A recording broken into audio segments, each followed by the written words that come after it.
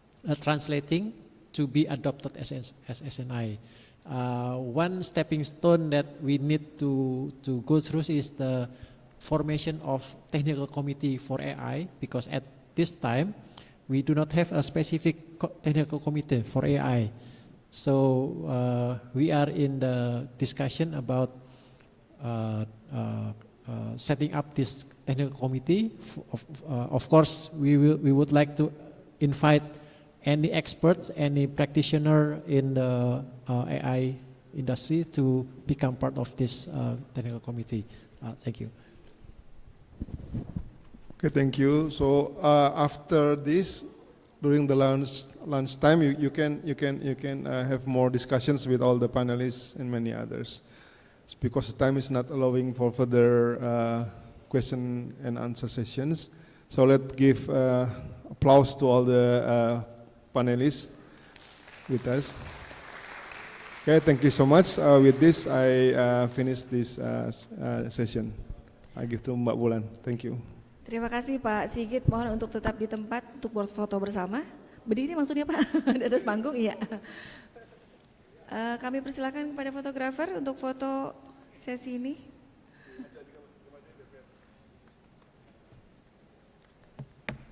Pak Erwin mohon dibantu podium.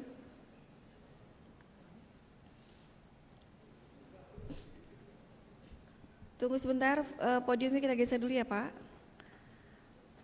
Oke, ya, oke, sip, oke 1, 2, 3, oke 1, 2, 3, oke sekali lagi 1, 2, 3, oke siap, terima kasih Bapak-Bapak. Ladies and gentlemen, thank you for the engaging in discussion this morning. We will now break for lunch and networking. The afternoon session will resume at 1:30 p.m. Please enjoy your lunch and we look forward to welcoming you back for the afternoon program. Thank you.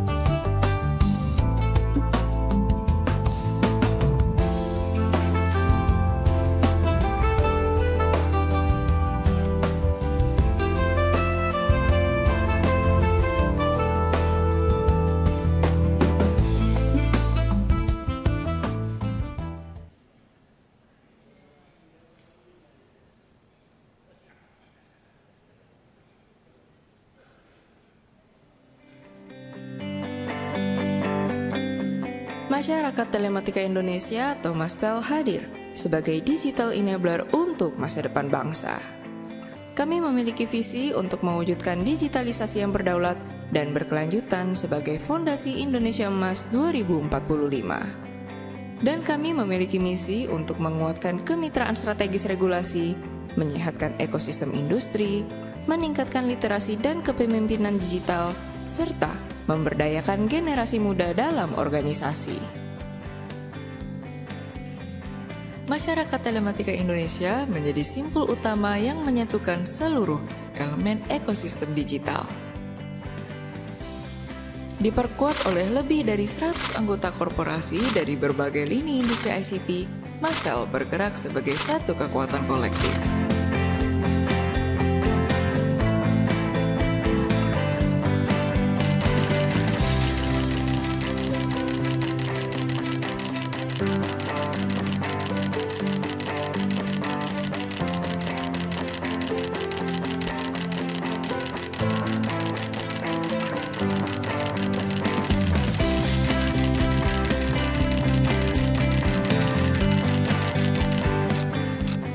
Bersinergi bersama 32 asosiasi sektoral, memastikan setiap suara dan aspirasi industri terdengar dalam harmoni regulasi.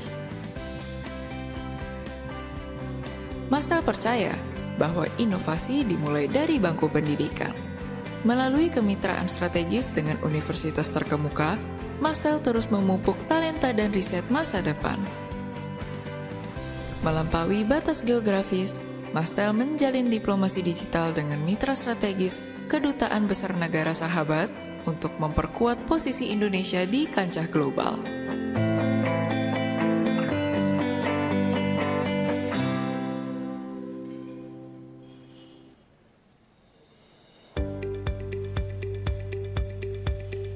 Dari kebijakan hingga implementasi, dari infrastruktur hingga sumber daya manusia, Mastel membangun sinergi, mewujudkan kedaulatan digital Indonesia.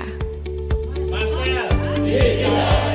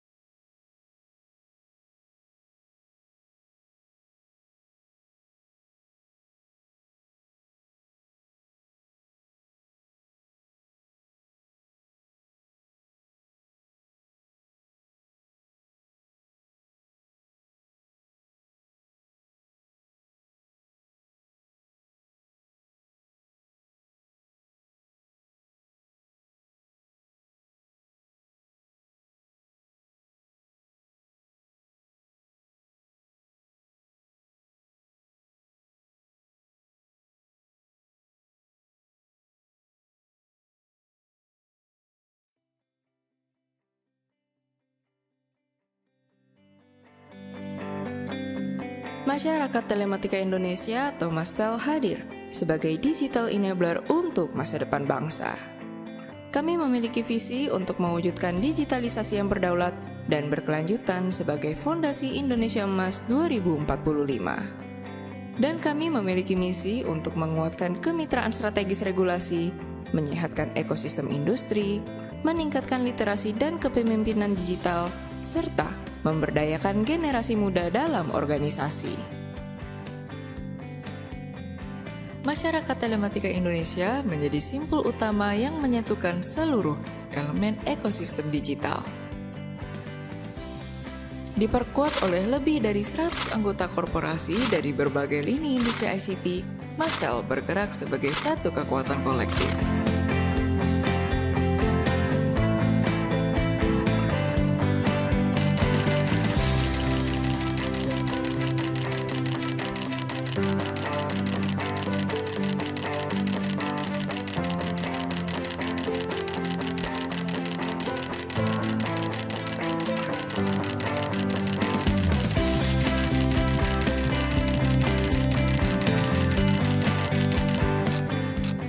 Bersinergi bersama 32 asosiasi sektoral, memastikan setiap suara dan aspirasi industri terdengar dalam harmoni regulasi. Mastel percaya bahwa inovasi dimulai dari bangku pendidikan. Melalui kemitraan strategis dengan universitas terkemuka, Mastel terus memupuk talenta dan riset masa depan. Melampaui batas geografis, Mastel menjalin diplomasi digital dengan mitra strategis kedutaan besar negara sahabat untuk memperkuat posisi Indonesia di kancah global.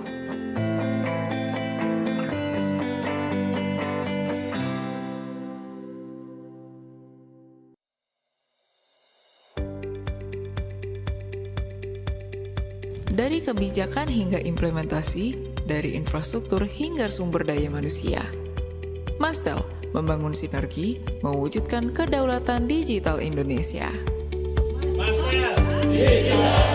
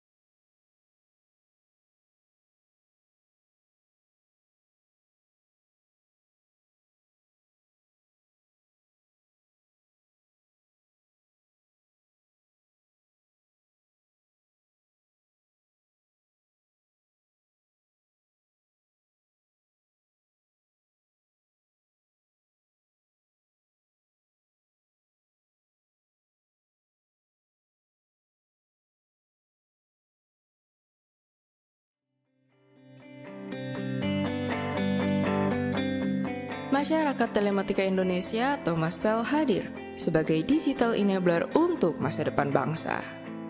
Kami memiliki visi untuk mewujudkan digitalisasi yang berdaulat dan berkelanjutan sebagai fondasi Indonesia Emas 2045. Dan kami memiliki misi untuk menguatkan kemitraan strategis regulasi, menyehatkan ekosistem industri, meningkatkan literasi dan kepemimpinan digital, serta memberdayakan generasi muda dalam organisasi.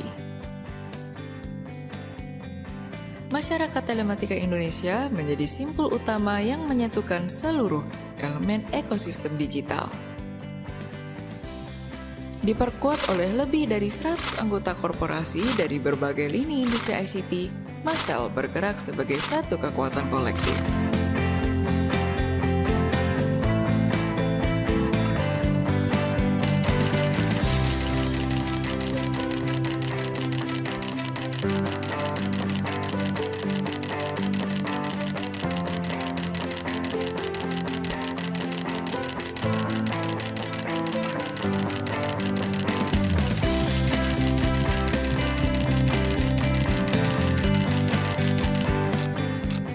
Bersinergi bersama 32 asosiasi sektoral, memastikan setiap suara dan aspirasi industri terdengar dalam harmoni regulasi. Mastel percaya bahwa inovasi dimulai dari bangku pendidikan. Melalui kemitraan strategis dengan universitas terkemuka, Mastel terus memupuk talenta dan riset masa depan. Melampaui batas geografis, Mastel menjalin diplomasi digital dengan mitra strategis kedutaan besar negara sahabat untuk memperkuat posisi Indonesia di kancah global.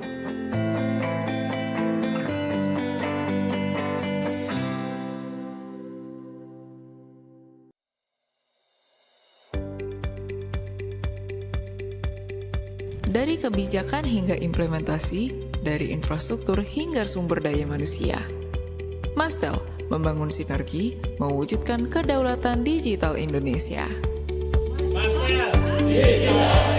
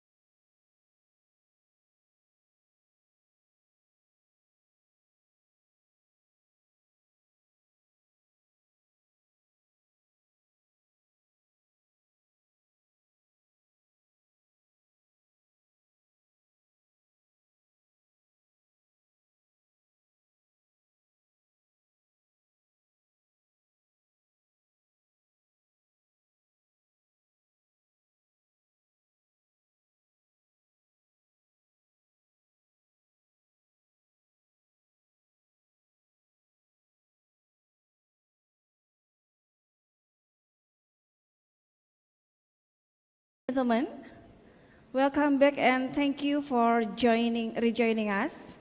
We hope you enjoy the lunch break and networking session. We are now ready to continue our program.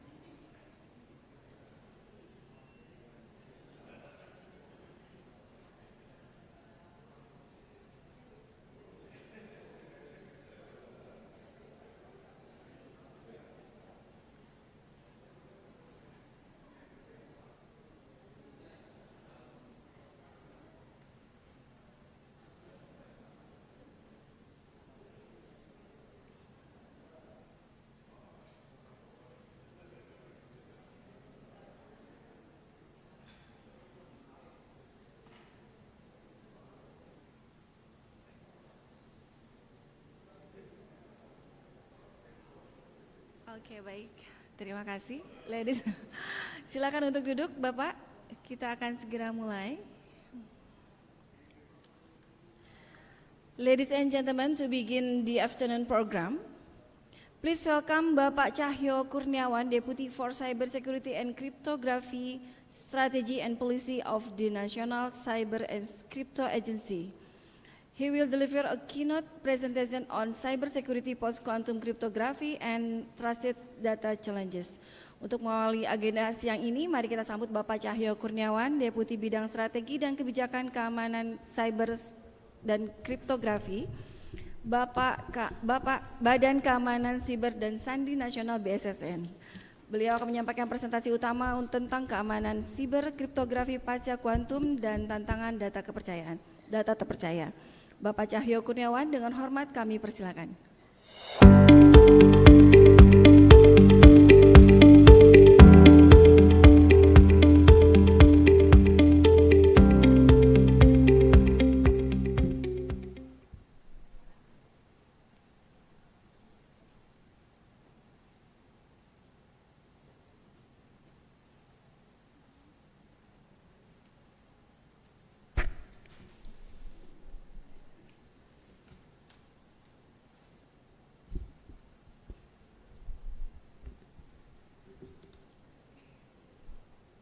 So, selamat siang, good afternoon, and warm greetings to you all, distinguished guests, the chairman of Mastel, Bapak Sarwoto Atmo Sutarno, saudara saya yang sangat saya banggakan, serta para pengurus Mastel, and also Mr.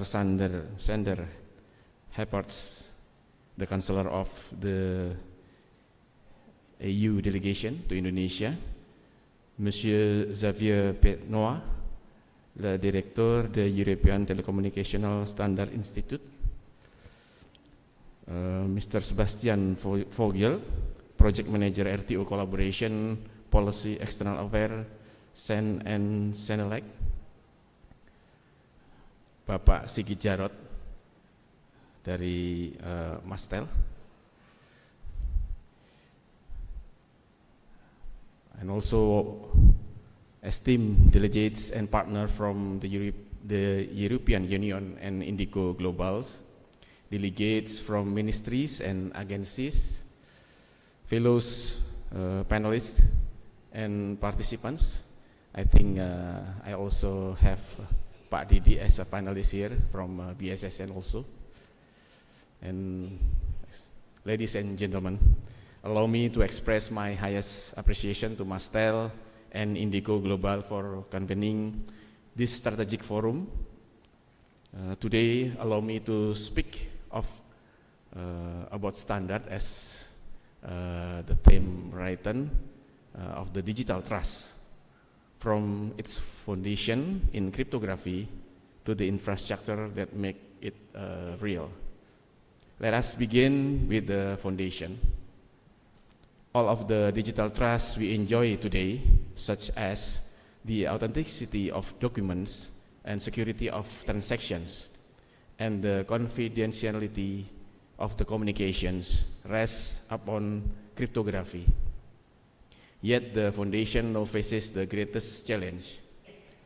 The advance of quantum computing through source algorithm threatens to break the public key cryptography that underpins our digital world. We are facing the harvest now decrypt letter, in which encrypted data is harvested today to be decrypted once quantum computers mature. In other words, the stakes are not in the some distant future. They now had already begun. Indonesia is responding with collaborative steps. Through the Indonesian Cryptographic Algorithm Committee, we are preparing the pathway to bring standardized post-quantum algorithm into our national cryptographic. The algorithm standardized by NIST, of course, namely MLChem, MLDSA, and SLHDSA are an important reference. Yet, in keeping with the principle of the national cryptographic sovereignty, our study does not stop at NIST alone. We also examine development in other jurisdictions, such as the work under ISO IEC, so that our choices are objective, tested against many sources, and will not depend on only a single authority. We realize that the post-quantum migration not as the work as of a single night, but as a transformation that demands three principles. First, crypto agility, so that algorithm can be replaced without dismantling our systems. Second, a hybrid approach during the transition. And third, a thorough inventory of our cryptographic assets. The world is converging on the same milestones, namely critical infrastructure by 2030 and full transition by 2035. And Indonesia is determined to be synchronized to that rhythm. Yet strong algorithms alone are not enough. Trust must be built, served, and connected. Here, BSSN stands not only as a policymaker, but as an operator of national trust infrastructure. BSSN has two digital trust services. The first services is the Electronic Certification Center of BSSN, or we call it the Balai Besar Sertifikat Elektronik. It serves as the root certificate authority for electronic certification providers within government agencies, make it an anchor of authenticity in the digital governance. Every signed document and every electronic seal on a government service is rooted in the trust of the center upholds. And the second service is Office of Digital Identity Intermediary, or we know as in bahasa Balai Layanan Penghubung Identitas Digital, or BLPID. If electronic certificates assure authenticity, then digital identity assures the question of who. BLPID serves as the connector of the national digital identity, ensuring that verified identities can be recognized, trusted, and use interoperability across services and sectors. This is the node that weaves trust into a seamless digital experience for our citizens. When a resilient cryptographic foundation meets a solid trust infrastructure, a third dimension opens, namely interoperability and market access.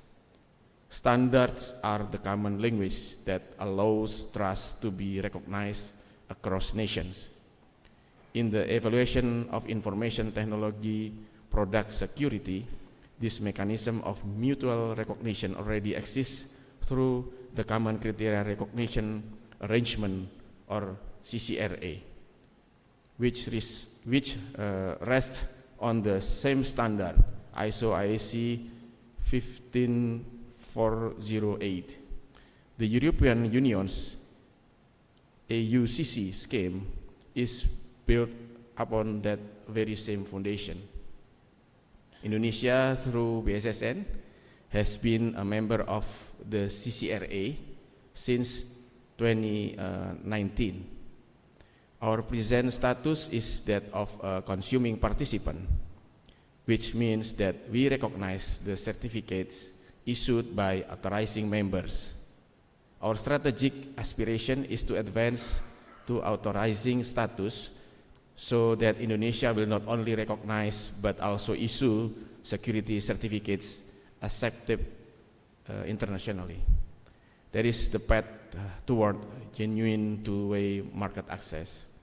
The same holds for digital identity.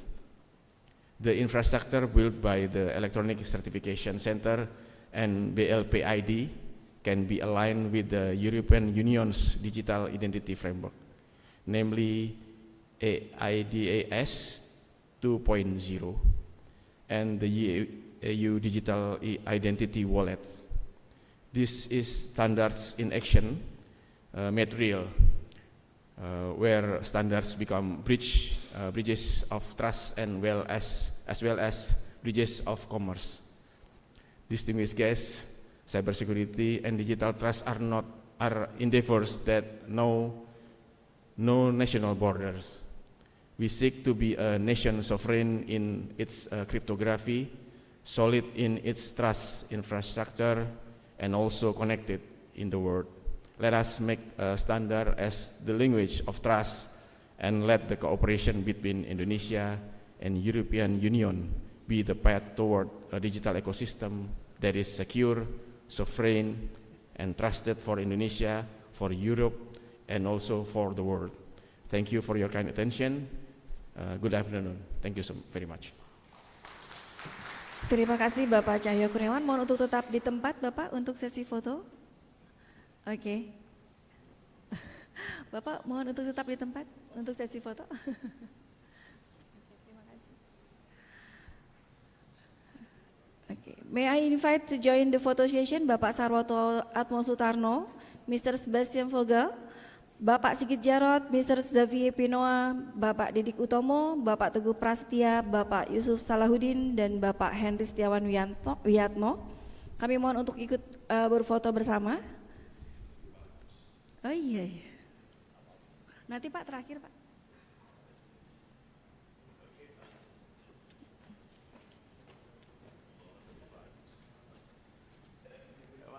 Foto dulu, nanti foto lagi.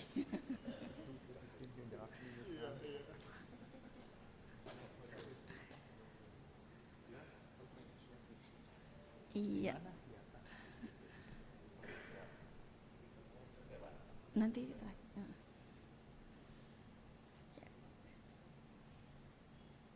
Oke, silakan 1, 2, 3. 1, 2, 3. Sekali lagi, once again 1, 2, 3. Oke, siap. Terima kasih Bapak-Bapak.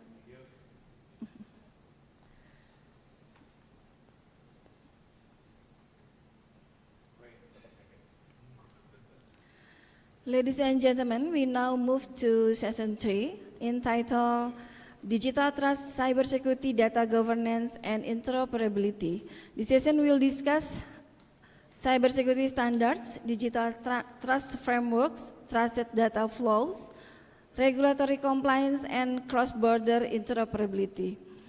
Joining us in this session are Bapak Didik Utomo, Senior Cybersecurity and Cryptography Analyst at the Directorate of Cybersecurity and Cryptography Technology Policy of the National Cyber and Crypto Agency, Bapak Yusuf Salahuddin Al-Ayubi As-Sobari, Electronic System and Data Controller First Export Level, the Directorate of Digital Governance Strategy and Policy Komdigi, Bapak Henry Setiawan Wiyatno, Senior Manager Partnership and Procurement Management Telkom Indonesia, Mr. Xavier Pinoa from European Telecommunication Standard Institute ETSI, Mr. Sebastian Vogel from SEN and Senelec. To moderate this discussion, please welcome Bapak Teguh Prastia, Head of IoT, AI, and Big Data Industry Division of Masel. Kepada Bapak Teguh, kami persilakan untuk memoderasi pada sesi ini.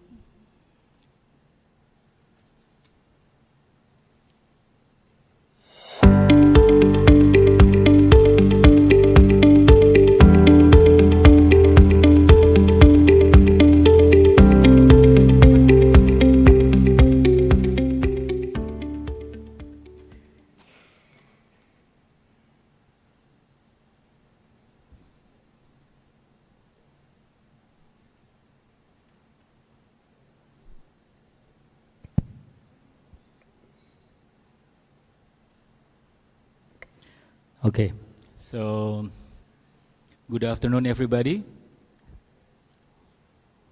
and Honorable Mr. Cahyo, Mr. Sarwoto, also colleague from SEN, from ETSI, from Indonesia, what you call GTSI, right? GTSI, Pak Sigit, huh? GIST. And ladies and gentlemen, this is the third session with the current title Building Digital Trust in Indonesia Digital Transformation Era, Cybersecurity, Data Governance, and Post-Quantum Readiness. Without further ado, I would like to introduce several panelists for this session.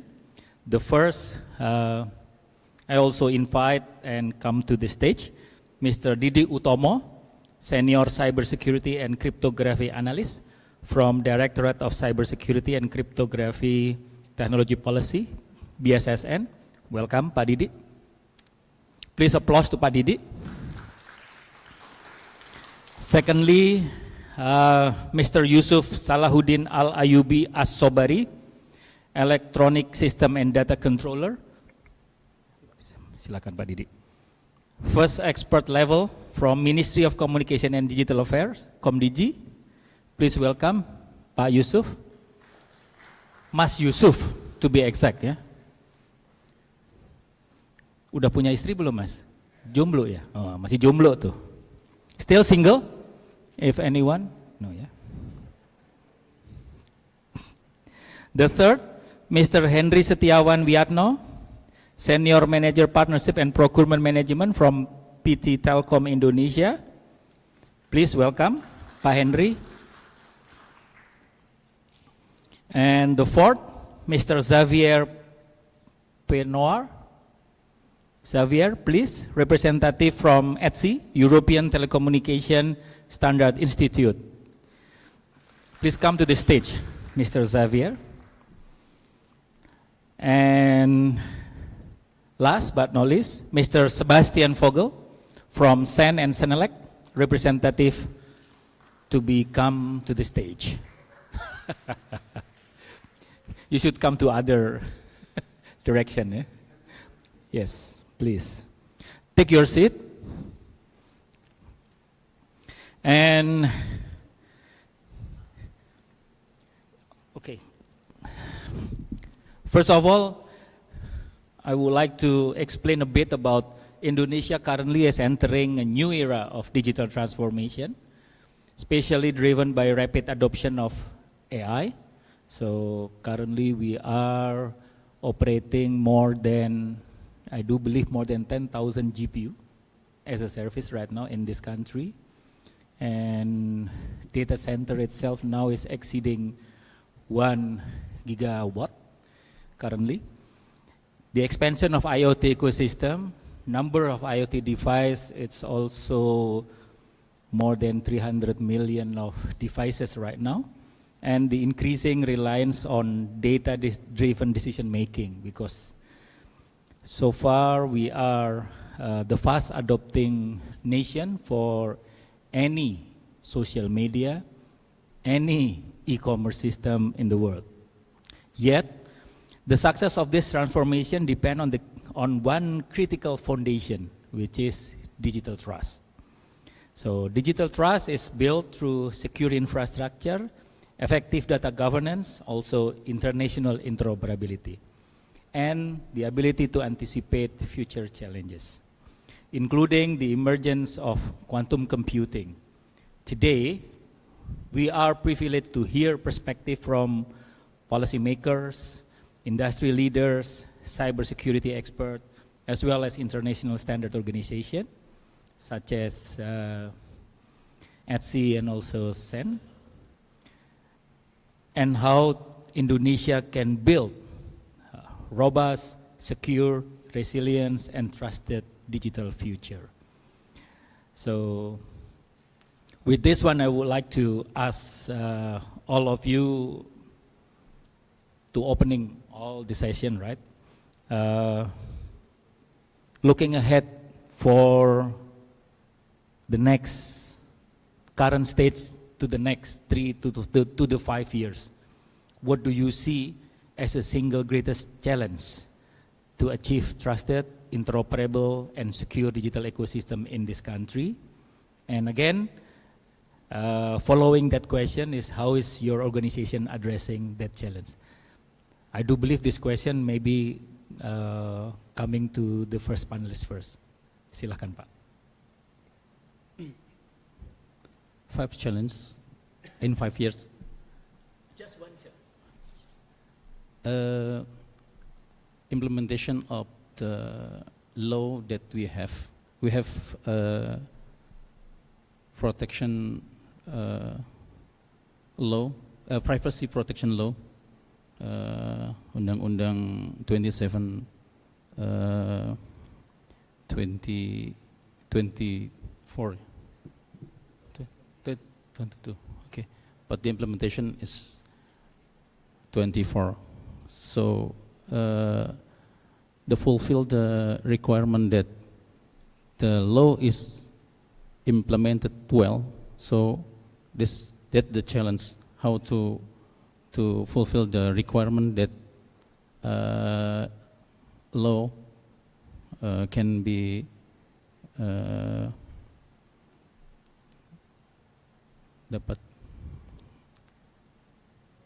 enforce. Yes, maybe yes. Thank you. Thank you, Pak Didi. Next one, Pak Yusuf. Go ahead, Pak. Check. Yeah.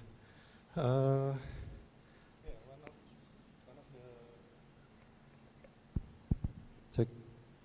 One of the hurdle is that we're still waiting for our data protection authority to be approved and can manage all the requirement that there is in personal data protection law, because the data protection authority will have so much power to implement data protection.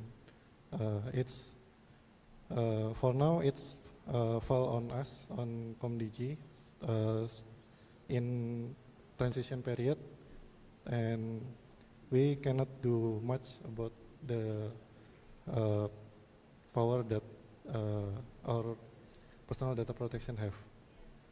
So we still hope it will be approved in this year and or sooner. I hope that. Thank you. Okay, thank you, Pak Yusuf. Pak Didi mentioned regarding law enforcement for the personal PDP, Pak, ya, for the PDP law, and Pak Yusuf is also mentioning same things, but in this case is the establishment of the independent bodies for the data protection, right? Okay, next to Pak Henry. Silakan Pak Henry. Thank you, Pak Teguh. Basically that we discuss about digital transformation, we often focus on the technology itself, as have been mentioned, right? Related about the cloud data center, artificial intelligence, 5G, and increasingly quantum computing. So the real challenge of this technology is about trust. When the AI is there, everybody today have been mentioning about trust. How we build it? Do we have the standard of it or not? So in our case, we are trying to implement what we call it ISO 42001 for the AI governance. That is the important thing that we need to, as a fundamental. When we put the data into the AI, so it should be have who own it, who responsible for the data. Without that, it's very difficult to having a trust on our on the network itself. So we believe that if we are starting with the governance of the AI itself, I think related about the security, interoperability, or other any kind case that will happen, at least we can cover it at the beginning, because not far from now, the agentic will be there. I just came back from Korea few months ago. I saw every operator in there is already putting the agentic for helping their customer. Let's say for like Pak Teguh, with your handphone, it will remind you about a meeting. If you want to meet someone, the assistant will order a taxi for you. You don't need to pay, because they already pay for you on behalf of you. So in there, it's not about only the public ID, but the one that being developed is agentic ID. So there is two things right now that should be covered about trust itself, about the cybersecurity itself, and how we fight to survive on our sovereignty in our country. Thank you, Pak Teguh. Okay, Pak Henry. Trust, cybersecurity, also sovereignty. That's important. Okay, great. Thank you, Pak Henry. Next will be Mr. Xavier. Go ahead, Mr. Xavier. What do you think? What is the single greatest challenge for us from your perspective? I am tempted to answer to your single with a multiple. But what I would say, it's maybe a high-level consideration. But we are facing a challenge, which is to build a digital society, a digital economy, where we need to have the necessary trust. And this is going to be the backbone. And this is also going to be what makes or breaks this system. And one thing which I believe is very important to keep in mind when designing those systems, when designing those infrastructures, is to always keep the concept of security by design. We tend sometimes to rush decisions under pressure of various elements, let's say, and unfortunately, security cannot be an afterthought. It is not something you do at the very end of the project. Oh, bring me a dose of security and I put that in my project. It doesn't work. It never works. And so we should really keep that in mind, security by design at the heart of these systems. And for those who will claim that security is a cost, then we should always remind to them what is the cost of not doing. And then we pay a very dear price when we realize afterwards that we overlooked these security aspects. So trust builds on a toolbox of several elements that all need to offer the best level of security and trust. And only with this can we make sure that we progress forward with a strong foundation. That would be my main message. So security by design is the most important rather than just firefighting security. Okay. Thank you, Mr. Xavier. Go ahead, Sebastian. Yeah, maybe to add on top of that, like as standards bodies, it is not necessarily our role to set priorities. We work with the European Commission, who sets the political guidelines and priorities for where they want Europe to go and where they want us to be active. And then of course, and that's the lion's share of our work, it's market-driven standardization. So they tell us where they want to develop standards and we are the forum for them to produce them. So there is a lot of activity going on, like privacy-related, cybersecurity-related, trusted data-related as well. In all of this, like a lot of this happened over the last couple of years. In the beginning, you asked about what's coming the next 3 years. I think quantum will be a big topic. Like as mentioned in the morning, the Quantum Act, the EU Quantum Act will be published probably in third or fourth quarter this year. And we expect a lot of standardization activities around of this. And of course, this relates to ETSI, CEN, and CENELEC activities, but not only on the cybersecurity side, on the whole quantum side, from computation, sensing, metrology, the whole area, because it's not just about defending it, it's also about building capacity. So I think there's going to be a lot of work, but as mentioned, the priorities are set. Thank you, Sebastian. Higher. Other than security, is quantum is coming, yeah? Okay. Let's talk about every focus area. So let's start with Pak Didi, because Pak Didi focus area is on the policy, national security, and again, cryptography standard. Now, the question is, Pak Didi, we heard about quantum computing is coming from Sebastian. With the quantum computing expected to disrupt conventional encryption methods, how is the BSSN as the forefront Indonesia security agency preparing our cybersecurity ecosystem for the transition toward PQC, post-quantum cryptography itself? Please, Pak. Okay. Quantum computing is the nearest threat for the cybersecurity, especially to cryptography, asymmetric scheme. BSSN have two initiatives. One is in the 2026, we will build the task force. Yes, Mr. Cahyo is the chief of the task force, National Task Force Migration of PQC.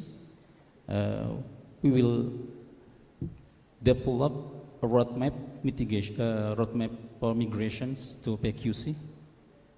The second initiative is we have published literature literature documents that everyone can access in the BSSN website, including the PQC concept and definitions, and guidance to migrations. Yes, this is 2 initiatives that BSSN has to. Thank you. Okay, so everybody that would like to know regarding PQC in Indonesia, you can visit BSSN website and learning from BSSN. They have 2, yeah. Number 1 is what is PQC. Secondly is how to migrate towards PQC. Okay, and this year the what you call task force for the PQC will be established, national PQC. Okay, great. Thank you, Pak Didi. So now we are asking Mr. Yusuf, because Mr. Yusuf is focus area is on data governance, regulatory compliance, also public tasks. So, you know, Pak, regarding PDP itself, following the enactment of Indonesia PDP law, what is the most significant data governance challenge actually that's electronic system provider or PSE currently is facing? Yeah, first thing first, some of them didn't know that they are collecting personal data. Some still asking, am I applied to this law or not? And many of them needs to find what they collect. Is that personal data? Is that general or specific?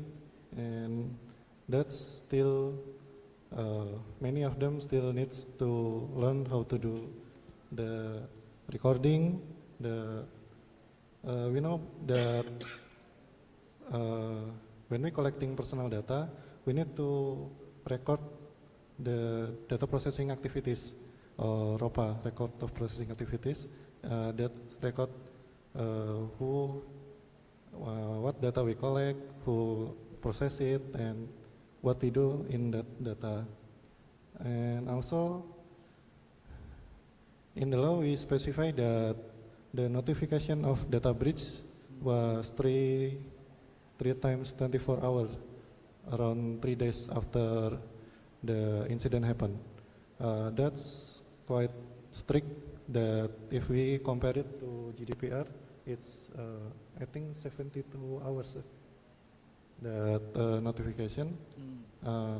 We hope with this stricter time limit, the PSA will be more willing to inform us if there are data breach, that we can help more quickly. And also, how many cases actually data breach is happening on all PSE? And percentage, I don't want to. It's so many. So many. So many. Okay. Sometimes we hear every day, now and then, about data breach. It still need to be verified, but it's many out there. We heard that million of data has been.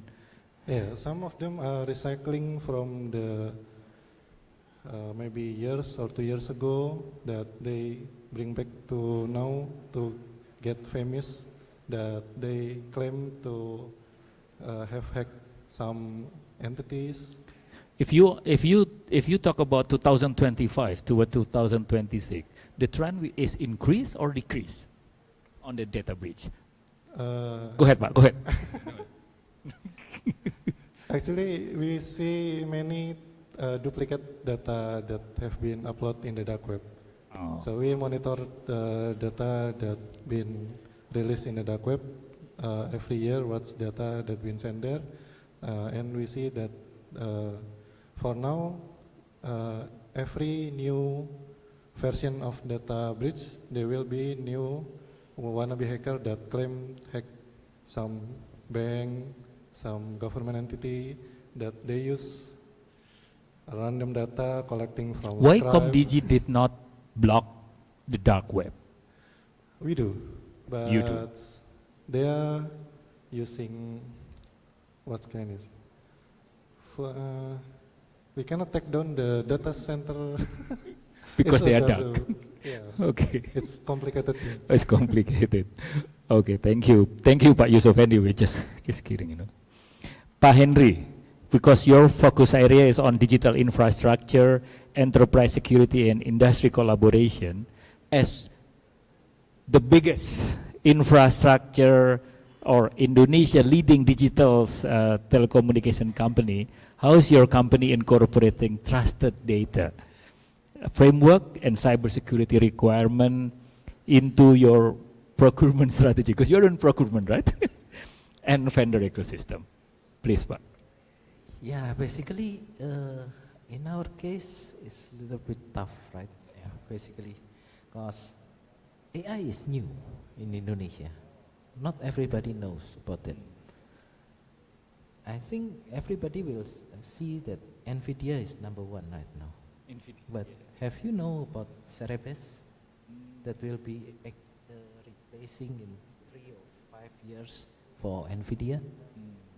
How the quantum technology will be more advanced with a different style of chipset, for instance.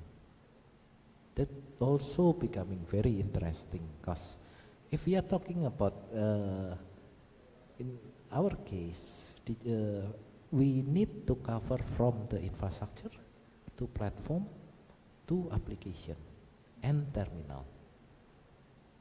The security should cover everything, but as far I've been mentioning, it's not that easy right now, because the one that will be jailbreaking is AI, not human anymore. Probably right now they just getting the data, nothing happened. But 10 years after that, they will strike into our network. That is what we are worried about. So in Telkom, we are trying to build AI ecosystem, the concept that we built, to having collaboration with, in AI ecosystem, we have AI Playground, AI Connect, AI Hub into one ecosystem. Because in the future, if we are talking about the AI, we can see in China, including AI procurement as well. Yeah. Yeah. So in China, how they can be very fast on developing, because they are not building platform, they are building ecosystem. That's why in our case in Telkom, we try to build ecosystem with AI ecosystem. This is our purpose. In my case, in procurement, I'm planning to build the AI procurement. So whenever they deliver requests from the user, the AI will generate all of the assessment and all of the information related about the regulation. We need to mix and match. It's simple, right? Just using RAG, so we can mismatch the other and come out with a draft of contract. So it can be finished less than 1 week. That is our purpose. So procurement done in 1 week. Yeah? Done in 1 week. Wow. Okay. Great. Thank you, Pa Henry. Mr. Xavier, because your focus area is on, don't look at me like that. It's easy question. Don't worry. Your focus area in global standard, interoperability, and emerging technology. So the question is, based on your experience, especially on the ETSI experience, in developing global standardization, what is the best practice that Indonesia can adopt? You know all the challenge that we are facing previously, to strengthening the interoperability while still maintaining the secure and resilience digital ecosystem, among others. Because we have the western part, we have the eastern part of equipment, for example. We have also the middle part of the equipment, which is, and also we have homegrown equipment, which is based on standard and unknown standardization. So please, Pak.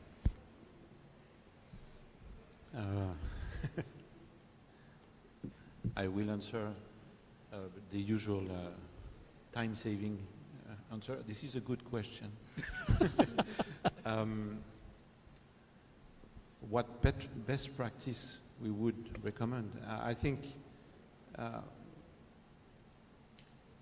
what we do in Etsy is basically we try to bring all of the components of the ecosystem around the table to deliver the best standards that we can for a given sector or for a given market. We explained this morning that we ensure in Europe, not only in Etsy but also in Sen and Senelec, that we have also representation of consumers, of various societal stakeholders, so that every aspect is taken into consideration, and so that ultimately our standards is not meeting only the industry need but also the societal need. And one clear element that we need to deliver is interoperability. And interoperability is ensured through thorough specification development, and I would say what we try to ensure to deliver is also always a package. So use case and requirements, technical solution, testing resources, and in the end we also organize at Etsy what we call plug tests, where we bring different actors together so that they can put their products or services together and actually see if they work together at the time when we are still in a position to amend the standard and improve it. So this is helping us deliver what we consider best in kind, best of class interoperability. An example is what we have come up with for the mobile communications. I expect that for Indonesia, I mean, a similar approach needs to be taken, but also it is a matter of being a part of the global ecosystem, because interoperability is difficult to develop in isolation.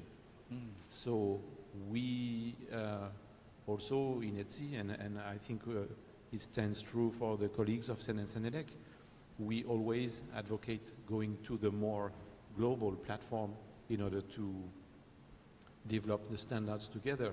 We need to keep in mind that there are local requirements, that there are specific aspects for a given region, but we think that working together is what ultimately creates the standard with the wider applicability, and it is also driving the costs down, and it is beneficial for the end users. So by creating this or by engaging in those platforms that are gathering international players, you will work towards a more global interoperability, and that would be my main message. So basically, interoperability is the key to make sure everything is running.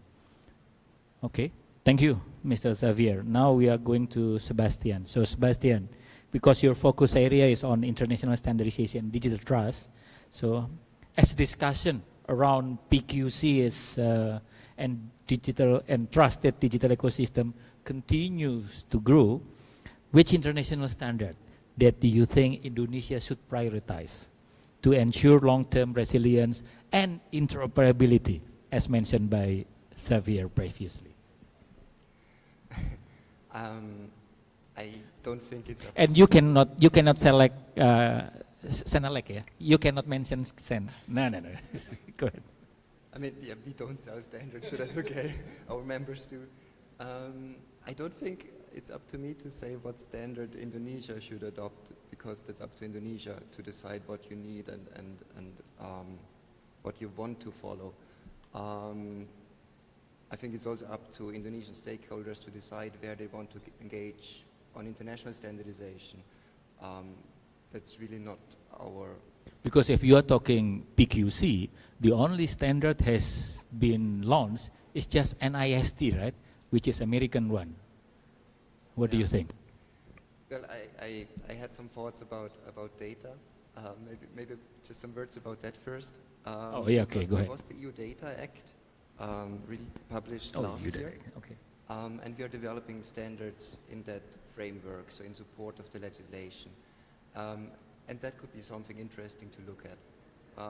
So just a note to your comment from earlier, the Data Act is actually meant to enable data sharing, to avoid data or vendor lock-in.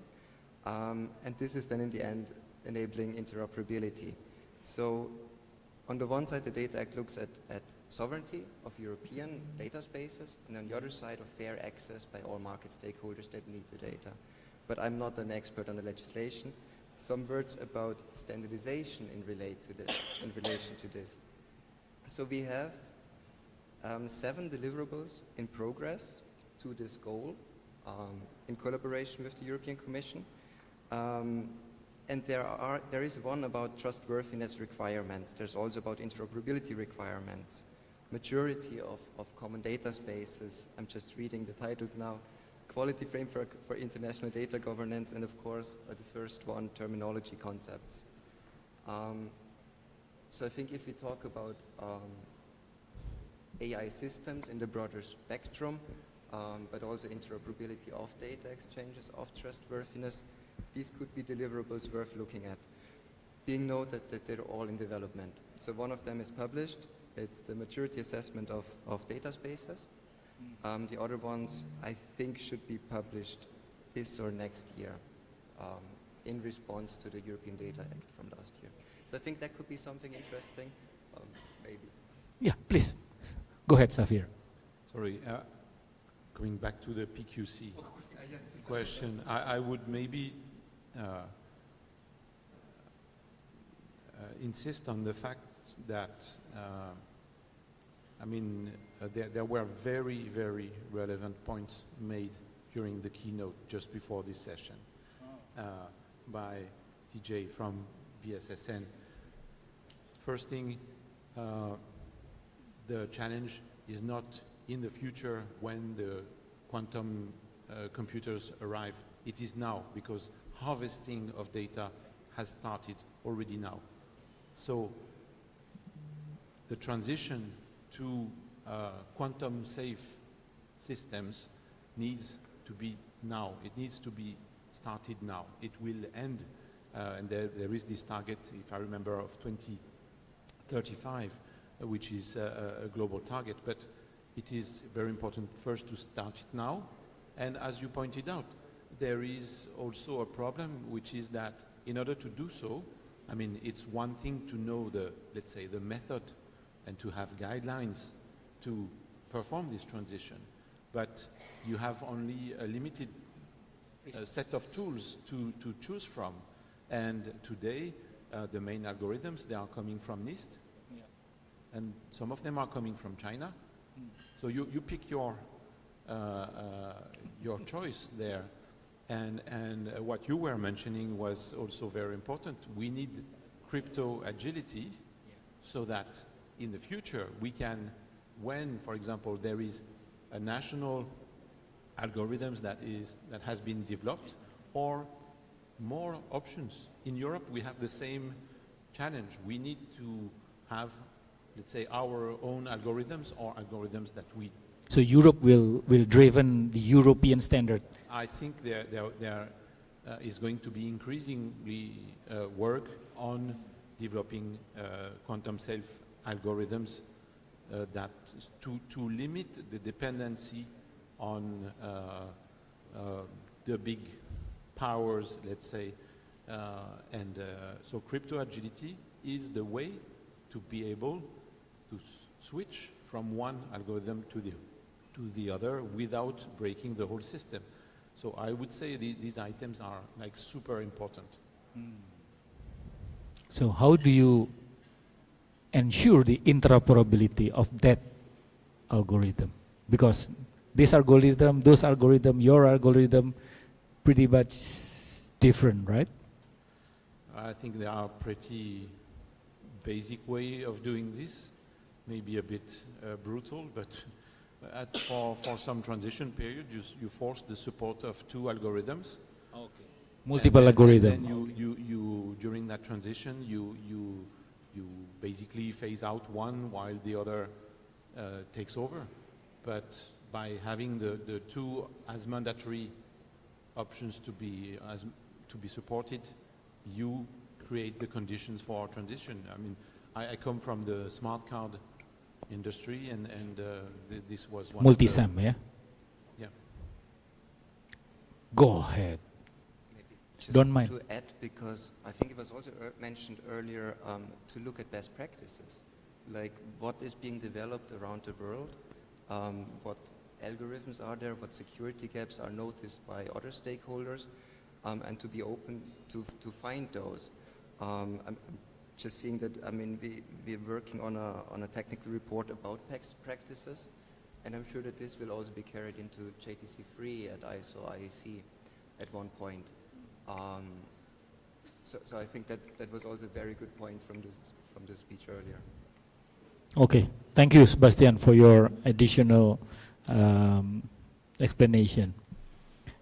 And I think before we are going to the next question, I will ask audience here, maybe somebody would like to ask to our panelists about this session.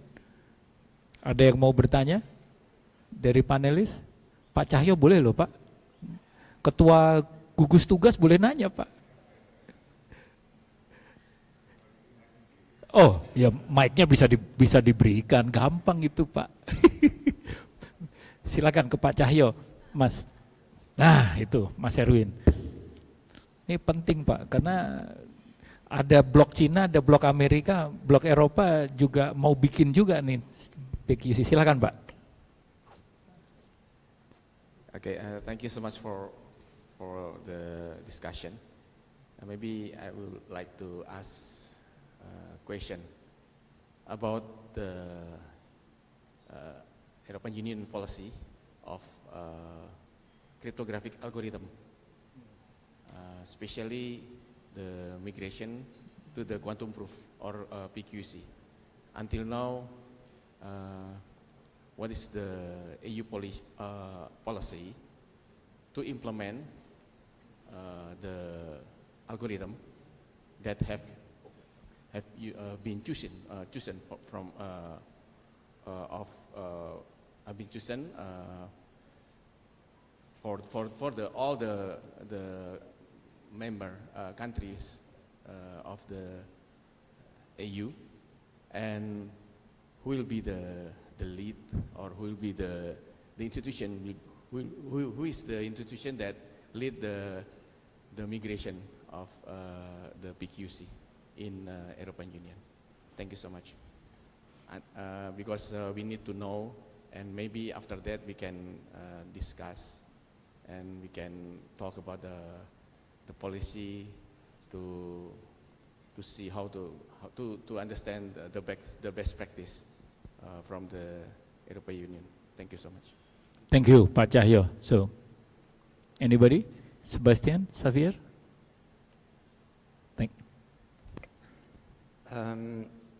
Yeah, so on the policy level, there was the EU quantum strategy published last year, which was the main policy document on the European level.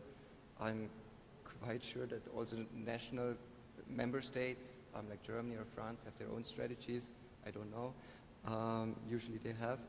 And then, as mentioned, we are anticipating the Quantum Act. We don't know what's going to be in there, if the topic will be covered or not, because it's potentially it covers the hardware side and the software side, but not the cybersecurity side. We don't know yet. Maybe. This is a non-answer. But asking about the main stakeholder driving this, from the policy side, it's of course the European Commission with its agency for cybersecurity. This is ENISA, E-N-I-S-A, the European agency for this. But then also, of course, on national levels, there are cybersecurity agencies as well. under the umbrella of the European framework. And then we, as the standards bodies, support those activities on the policy side. Yeah. Do you want to? Yeah, just to add that at sea level, I mean, there has been a technical committee on what we call quantum safe cryptography, just another name for PQC, for probably more than 10 years. And so we have published guides for migration and things like this. But as I was mentioning earlier, I mean, we are maybe lacking a good offer from Europe for the algorithms that are going to be selected. It's part of the bigger picture. And as Sebastian said, I think the European and national security agencies are the ones that are, let's say, in the driving seat in order to issue recommendations, ultimately, that we complement with our technical work. Question. Okay. So I think since we don't have time left, I think there is a final question for all of you. Just very short one. I only give you each of you 1 minute. Yeah. Final statement from each of you regarding the. Hold on.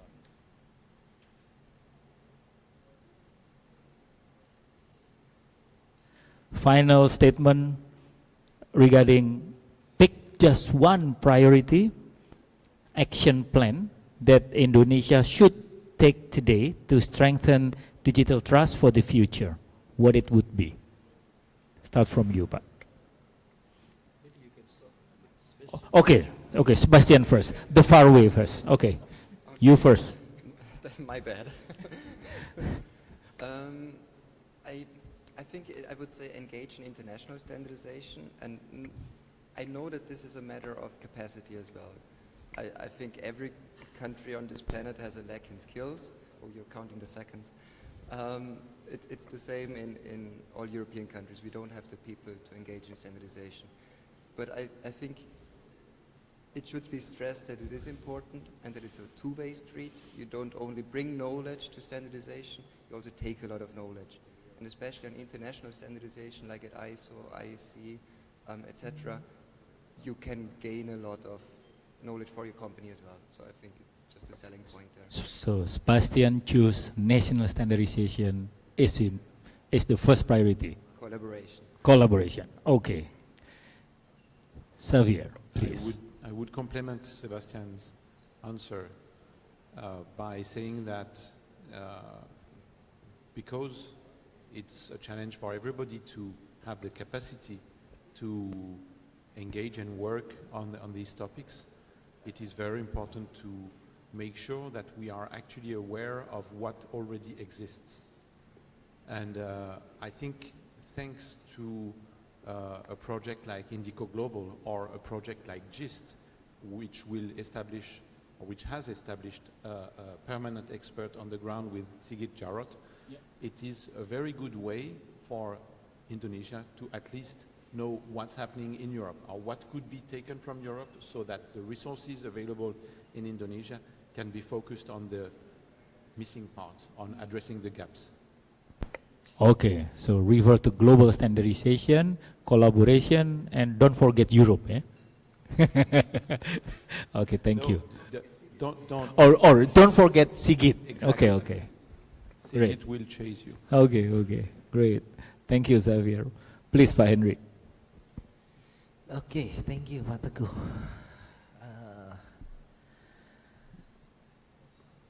For many years that we believe on data, right? And then right now, data is not enough because with AI, it's very easy to make another data. Let's say, for instance, I'm a practical guy, right? So when you see YouTube, sometimes you don't know which one is the truth one. The information is biased. It is misleading. It's very dangerous for our young generation, basically. So in our perspective related about how powerful is the AI is, we need to make sure that starting from what we are doing as a telco, we like to make sure our infrastructure being trusted. That is the first thing first. Then when we are talking about the AI, we are doing the collaboration under one ecosystem called AI ecosystem. What we will build there, one of the plan we are trying to build our own LLM. That is the important one, because if we have our own LLM, then we become one of the trusted infrastructure telco provider in Indonesia. That is our purpose. If no one will start it, so Telkom might be one to lead in front. But to make sure everything is done, we need to make sure that the future will not belong to those who simplify build the most advantageous technology or network. It will belong to those who build the greatest trust around them. As Sebastian mentioned, collaboration. I definitely agree with that. There's no one in this world can make it happen our own. We need to have partner. We need to have a sparring partner for discussion to build, to do the interoperable connection each other.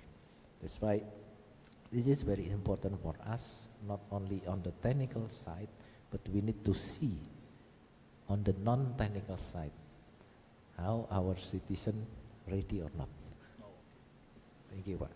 Okay, so building own AI ecosystem, own LLM based on what customer needs. Correct. Okay, great. Thank you, Pak Henry. Pak Yusuf from Komdigi, what do you think? Komdigi govern many things in our digital life. So for me personally, the enactment of our own personal data protection authority will help in so many ways. That we look at the Europe, just like Mr. Xavier said, that they have separate their own cybersecurity organization and their own data protection authority. We hope we can follow that because when we design our PDP law, we also look at the GDPR. That not all of them. We pick the good and we apply our own tests, Nusantara test, something like that. So for me, having the right regulation for data protection will help so many people and will make so many opportunities in the future. Thank you. Okay, so again, Pak Yusuf is saying that by protecting data privacy, by implementing PDP law properly, it will help all Indonesia citizens. Yeah? Okay, that's the most priority. Thank you, Pak Yusuf. Pak Didi, you are the last one, Pak. Go ahead, Pak. Yes. Thank you. I think the fundamental elements is the legal law to the cybersecurity. Now Indonesia have we call SKSN or National Cybersecurity Strategy, Presidential Regulatory number 47 of 2023. We work with that to elaborate with many ministers and stakeholders to keep the cybersecurity security and resilience. Maybe the top priority is the Cybersecurity and Resilience Act or law. I think this is the priority that Indonesia has have to have the law. Supposed to be this year, right? It's on prolegnas, eh? Yes. Okay. We hope this year's Indonesia will have the act of cybersecurity and cyber resilience. Thank you. So, thank you, Pak Didi. Remind us for cybersecurity law will be signed by this year. Hopefully, yeah? Hopefully. Okay, thank you. So by that, we are close this session. I don't want to repeat again all the conclusion that everybody has already mentioned, and all the gentlemen here is also hear from you what is the most priority to be actionable item for all of us today. So give applause to all panelists. Thank you and have a good afternoon. Okay, thank Assalamualaikum you to warahmatullahi our wabarakatuh. distinguished speakers. May I invite all speakers to remain on the stage for a brief photo session. Please, photographer. Come. Silakan maju ke depan untuk mengabadikan. Bapak Teguh, Pak Mr. Xavier and Mr. Sebastian, please remain on the stage for the next session. Oke, silakan. 1, 2, 3. Oke, 1, 2, 3. Sekali lagi. All. Oke, 1, 2, 3. Iya. Oke, luar biasa. Oh, oke.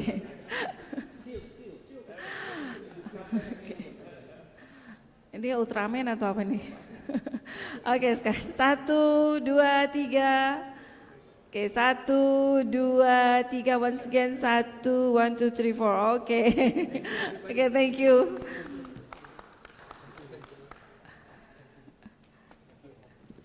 Okay, ladies and gentlemen, we shall now proceed directly to session 4, Emerging Digital Infrastructure Standards.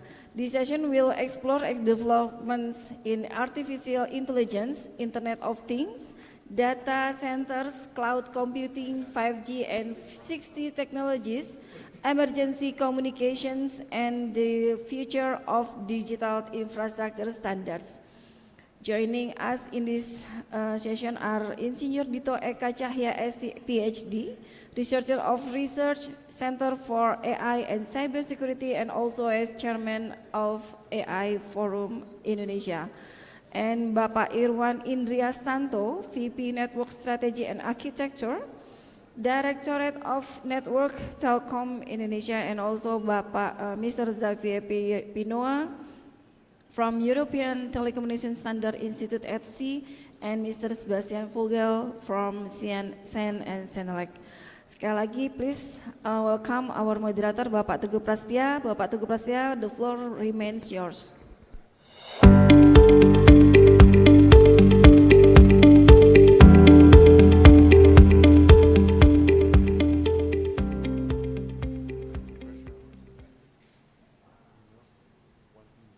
Okay, now we are coming to the fourth session, yeah, regarding emerging digital infrastructure standard. And with me is Mr. Sebastian Vogel from CEN and Senelec, and specialty is on the smart infrastructure, IoT, and electrotechnical harmonization. Wow.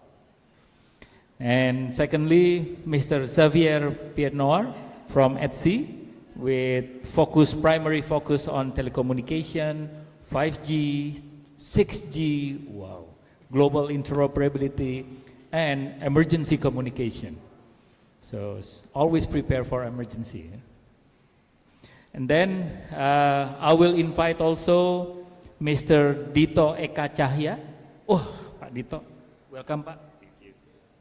From BRIN, researcher at Research Center for AI and Cybersecurity. And also, he is the chairman of AI Forum Indonesia. So everything is AI. Is it real? Oh, real. Okay. I thought it's virtual. Yeah? Augmented reality. And I also invite from Telkom, Ilban. From IT Digital Directorate, Telkom, with thematic focus on 5G, 6G implementation, cloud, and data center. For sure, please have a seat, everybody. Take a seat.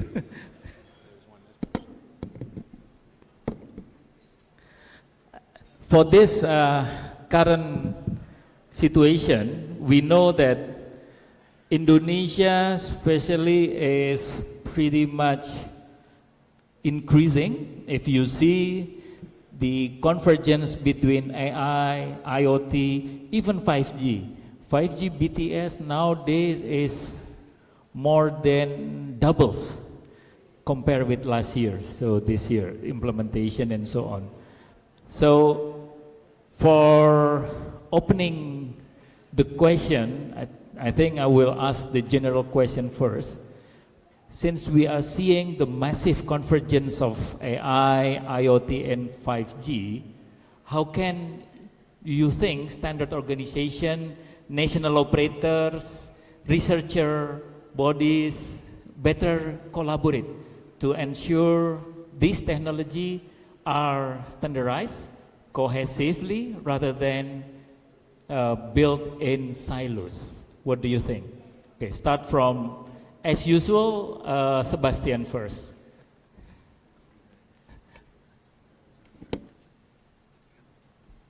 Thank you. Hello? Yes. Yes, so how to break silos on the topic of AI? It's a very easy question. Yeah, maybe I'll explain a bit how AI standardization is tackled in Yes. Europe. So of course, I think we've mentioned this often enough today. We have the EU AI Act, and then we have the Sense and Elect JTC 21 on artificial intelligence. They work on horizontal standards related to AI, and they also coordinate with the JTC 1 subcommittee 42, of course. Yeah, how is this framed? So in our JTC 21, we have the delegations from all member states. We have a strategic advisory forum for the more political focus, the policy focus, the road mapping focus as well. Then operational aspects, engineering aspects, and foundational and societal aspects. And in the end, cybersecurity for AI systems. So that's the framework. And as mentioned in the beginning, the task of this group is to gather to work on horizontal AI standardization. So terminology, concepts, system frameworks, etc. Taxonomy on AI for computer vision. I see here's another standard as well. In all of these standards that they're developing, I think it's about 20 if I'm not mistaken, they have to take care of some common themes. So that's the task. Risk management, quality management, trustworthiness, and cybersecurity. How to break silos? I think societal stakeholder inclusion is something that's really important. I think Xavier also wanted to talk about this, but we've also tackled upon this in the morning already. So all of our members, but also the ETSI, SEN, and SENELEC, we encourage the participation of SME associations and SMEs directly, environmental coalition as well, even if maybe not that relevant for AI, but still, if it comes to data processing, etc., for sure. Workers associations, trade associations, etc. For AI, it's also very important to us to work, in this case, with the Fundamental Rights Association of the European Union, because it's a topic that goes beyond just technical implementation. It has ethical aspects in it, which is, I think, also something that is new to standardization, so a more political topic. And I think if you look at the news, it's also quite contested. But yeah, we focus on the technical aspects, and AI is indeed a topic where we go a bit beyond. I think Xavier is next, which is great because then he can add to this. Thank you, Sebastian. So to break the silo, it's using association and non-formal coffee break, yeah? Okay, go ahead, Xavier. Thank you. I think we have noticed many times in the past that each sector will have a tendency to develop their own flavor of given technologies or standards and so on. So in our standardization practice, I think it is very important that we make sure that we welcome all representatives of all sectors that are going to be users of a given technology, be it AI, be it IoT or other things, so that we understand where there is a common ground, where we can build a horizontal standard that addresses a common foundation. That one will be the bedrock for interoperability. And then we encourage those who are then with very specific needs in their sectors to develop just what makes them specific. So by this, you keep the silo effect, in my opinion, to a minimum. And I wanted to mention that IoT is a sector where the silos are very easy to create. I sometimes call this the fragmentation factory, the IoT space. And for example, through the work we have performed on this 1M2M project, we have strived to deliver what we call a common service layer that makes the lower layer abstract, and that also creates a kind of a toolbox that can be used by all elements of what I would call a system of systems. And so we encourage those various players to be together and see where they can avoid redundancy. And then we address part of this problem. As I like to say, the system of systems is an interesting concept because it spells SOS. So if you don't do it well, you're in trouble. Thank you. Thank you, Xavier. So the most important is to standardize the foundation and to break the silos. Okay, great. Thank you. Pak Dito, go ahead, Pak Dito. Thank you. So I think I can speak from the point of view of a research organization and also from AI ecosystem builder. So from research organization perspective, I think it's similar what was happening in the education sectors. I mean, the differentiation between this subject and this major and that major becomes let's say kind of confusing because sometimes, let's say, if some universities say that there's an AI major, what's being told or studied in that major also, studying other kind of subject as well, and it also happened in other major as well, and it also happened in my research organization. So currently we have let's say AI research center, we have electronic research center and so on. But then again, the subjects that we are researching are kind of similar. So I think probably redefining the scope of the research institution or research group as well, it becomes a key solution for making disappear the silos. And also from the association or ecosystem perspective, I think I can resonate more to this because in this organization I became the chairman. So I think almost every day I met with some people from let's say the government and some people from the industry and from the academics, they kind of probably have some kind of assumptions that because they don't talk to the other parties related to AI, they kind of have their own assumption and make decision based on that.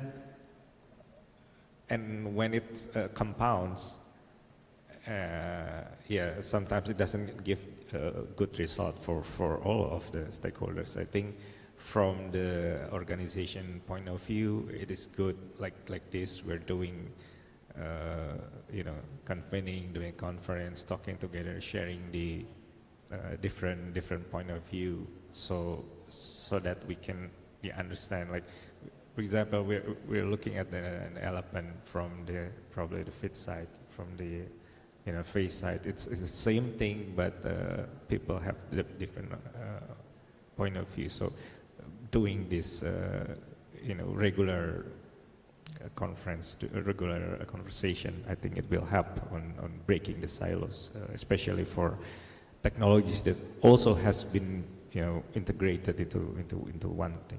Yeah. Thank you. So thank you, Pak Dito. There are two things here. One is coordinating all researchers to have a same vision, same movement to break the silo. And secondly, from the association is to make it more and more socialization, to make everybody have the same understanding and to break the silo. That's the way to break the silo. Okay, so now is Pak Irwan. So Pak Irwan, from Telkom perspective, what do you think? Yes, thank you. First of all, maybe I would like to share the Telkom Indonesia perspective on this.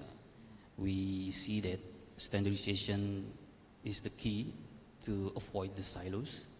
We see that the standardization is not, you can say, compliance exercise or just, technical specification, but the standardization is the strategic enabler to ensure how we can sustain our business growth. So to break these silos, we need to have standardization that implement in our principle on the future readiness infrastructures deployment. That's what we see from the standardization, because we see the evolving from the, we come from the traditional telco that our objective was only measured by the connectivity side, how the coverage and how we connect people, device and businesses. But we are evolving into AI era that actually we change how we see the network we operate, and this is very important to have a standardization, to adopt open globally recognized standard to have this transformations smoothly running in telecom. I think that one. Okay, so adopting the current standardization is the best way to break the silo. Just hold a bit, Pak Irwan. Now the question to you, Pak, regarding the infrastructure bottlenecks. So from the perspective of leading national operators, what are the most critical standardization gaps or challenges currently affecting the scalable deployment of sovereign data center and also 5G networks? Okay. Actually, we see that the gap is more on, if we see the data centers, maybe on the governance, on the data governance, we see it's very important. And for the 5G network, we see that the gaps is still on the, not the technology availability on the market, but the interoperability for the technology itself. So the standard is very important to avoid this gap for the interoperability that we face.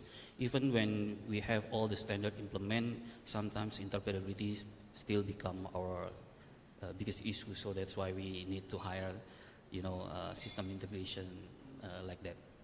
So I think there's still gaps, but we think that the gap is minimized along the years, because We have to make sure that the standardization pace have to be similar with the pace of the technology evolution itself. I think that's.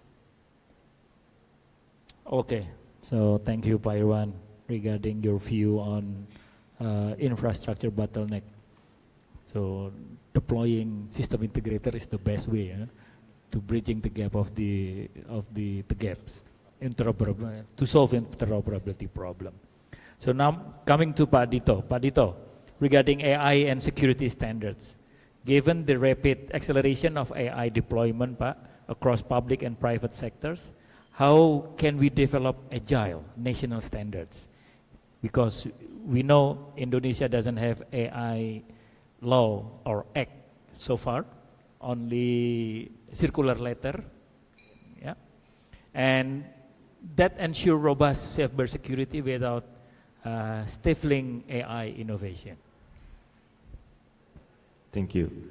I think the questions about security versus innovation is some debates that has been going on not only in Indonesia and also in the other countries as well. I actually spent several years in the UK, which is the part of the EU at that time, 2015. So it also happens there. And I spent a month last year in Australia learning about the AI ecosystem there as well, and also happening there as well. But I think the key is about not making a single overseeing regulation that very strict, because AI and technology cannot be treated that way, because it evolves like day by day, even minutes by minutes. So first of all, I think for the regulation or the governance itself needs to be sector specific, or probably like EU AI Act, it's risk specific, tied to the risk. So different risks, different kind of regulation or guidance. I think it will help.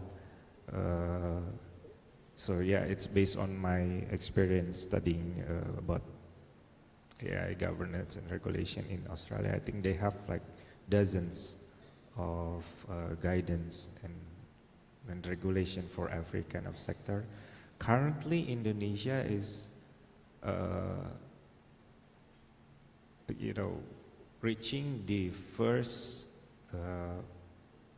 I think, presidential regulation for AI. I think it's based on AI roadmap that was made by ComDG last year. That's one thing, but we can also see some sectors that already has their own regulation or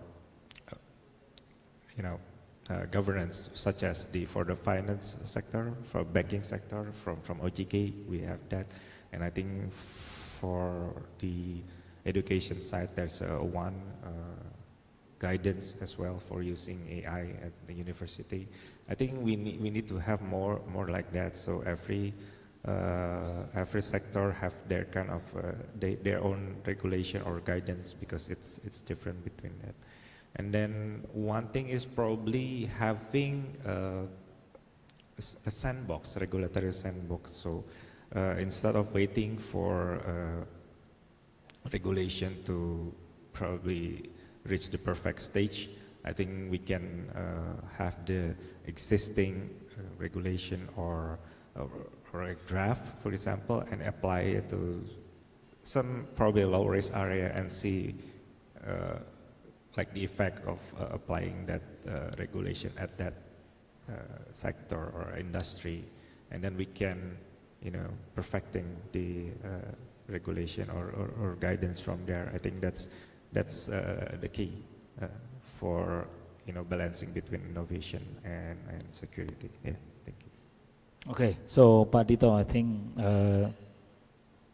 you're mentioning about self-regulate by each vertical sectors, and also the necessity of sandboxing to still drive the innovation on that sector. Okay, great. Thank you, Pak Dito. And now coming back to Xavier, we are talking about the next-gen telecom. Because, you know, as the industry begins mapping the transition towards 6G, 6G is still, you know, 2030 or beyond, or even before, because right now we see, you know, quantum is here, maybe it's a bit faster than what we have predicted. How is the ETSI driving standards that ensure the next generation network remain globally interop? Because nowadays, if you are seeing 6G movement, there is tend to have Western doing this way, the Eastern doing that way, you know, that kind of things. Particularly for mission critical emergency communication. So we are thankful to see that since 3G, I would say, the development of mobile communication systems has become a truly global effort. There are in the project called 3GPP, representative of several regions.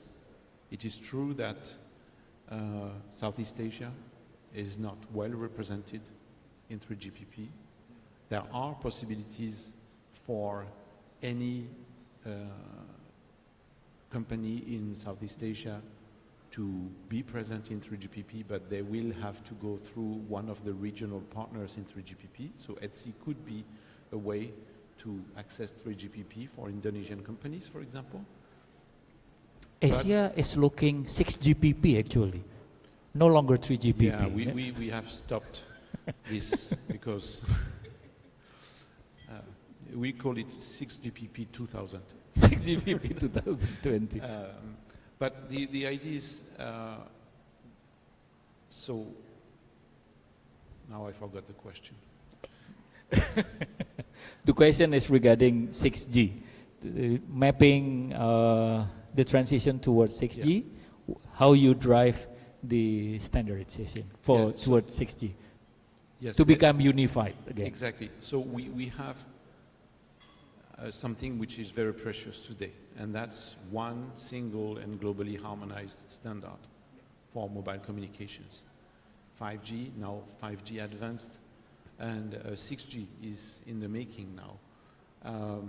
6G, by the way, it is 3GPP release 21 Yeah, or I think 20? so, 21 years. 21, okay.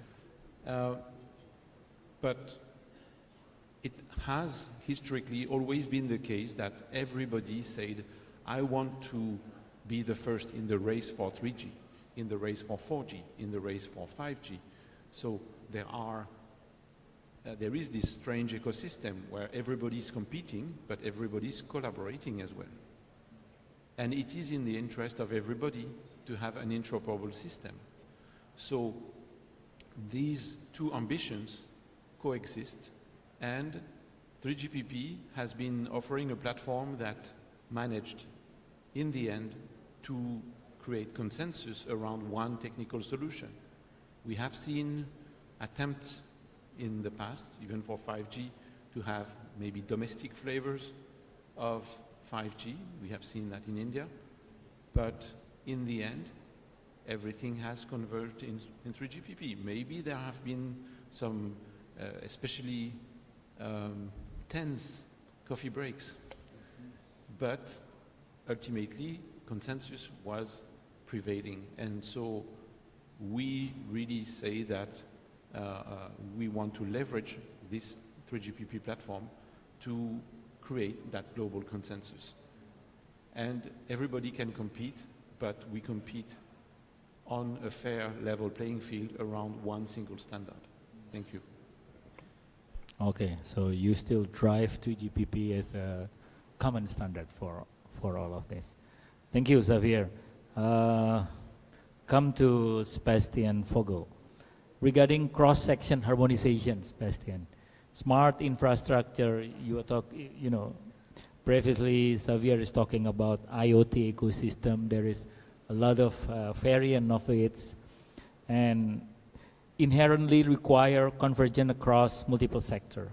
How do you see SAN and SAN-elect approach, the harmonization of this distinct electrotechnical standard to create unified framework, especially for smart cities? So first, most directly IoT-related activities are with ETSI, so I don't want to talk too much about this. But then enabling sectors are also covered by SAN and SAN-elect technical committees. So for instance, smart cities or smart and sustainable cities, I think it's often called.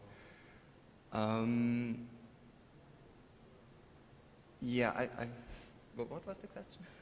The question is, what is your approach to harmonize this distinct standard across all, especially for IoT ecosystem, smart infrastructure ecosystem, such as smart transportation, V2X, things like that, right? Yeah. So of course there's policy papers on, by the European Commission, and we work closely with something called the JRC, the Joint Research Center by the European Commission, who is a research body, but acts a bit like a think tank. So they give advice on what should be standardized, and then they engage in our technical committees with industry to work towards a common goal, for instance, in the field of V2X.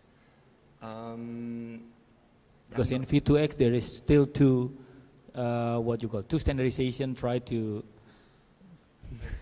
yes, 5G and, yeah. No. To connect the dots in the field, yeah, I'm. Do you think 5G will take over the existing for the V2X? Well, I don't know. You don't know, okay. But I mean, there's different technologies, and I think every technology has its purpose. 5G is certainly a big one, but RFID, I don't know, there's 5.8. Different means for different purposes. Yes. Okay. And I think it's important that industry gets to decide what they want to use, and that they develop the standards, so not that we come and say 5G is the solution for everything. No, it's the industry who develops the specification for 5G. User will define, yeah? Yeah. Okay. You want to add, Xavier? Yes, on the topic of IoT and smart cities, we have in Europe an organization called Open and Agile Smart Cities, who have been really working on this challenge of defining common grounds for smart city development. One of the concepts that has been pushed is what they call minimum interoperability mechanisms, which define some very key aspects where you really want to have interoperability, and then things build on this foundation. These minimum interoperability mechanisms have been also promoted at ITU level, and they are a way to try and create consistency in the smart city space. As I was mentioning earlier, a smart city, again, is a system of systems. It is a very good playground to develop either a super fragmented system or a super consistent system. It is a matter of coordination, it is a matter of vision, of planning, and then if you zoom out, then you have your national policy, because it's nice to have one smart city here, another smart city there, and each will have and developed in a different way. And when you try and exchange data between the two smart cities or connect systems across the two smart cities, again you realize you have data interoperability issues, you have a whole number of challenges. I think coordination and planning is really very important upstream activities. And then when this is done correctly, then our life is easy as standardization bodies, because we come and provide technical expertise in order to support something which is... It was too much. Sorry. Yeah. my time credit is over. We have something that is then well planned and well structured. Thank you. Thank you, Xavier. Your AI token is running out of credit, you know. Okay, Pak Dito, continuing what Xavier and also Sebastian is talk about bridging the gap, you know, because right now there is an often disconnect between theoretical research and practical industry application. So what is the strategic step must be taken to strengthen the linkage between advanced research and institutions like BRIN and the actual standardization framework that often used by industry? Okay, so I think this problem is commonly called as the valley of death in the innovation sector. So when you have research from the best, from the left side, you have research from the basic until let's say prototyping stage, and then on the other side you have like very compliance industry standard needed by the industry, and there's this valley that it's hard to get across by the researcher. I think based on my experience, studying in several developed countries in Europe and also in Australia, is because I think in it compared to Indonesia, there's this discrepancy or the gap where the researcher are doing the research that they interested in, let's say, and then the industry is hoping something really mature that they can just adopt like instantly. So this gap where both parties are doing different things, it's what's making the gap that we have right now. So I think in order to loosen the gap, closing the gap, I think both parties need to trust each other. So from the researchers' side, I think they need to involve the industry whenever they plan whatever they want to research, like next year, for example, or this year. That's something that needs to be exercised more in Indonesia, actually.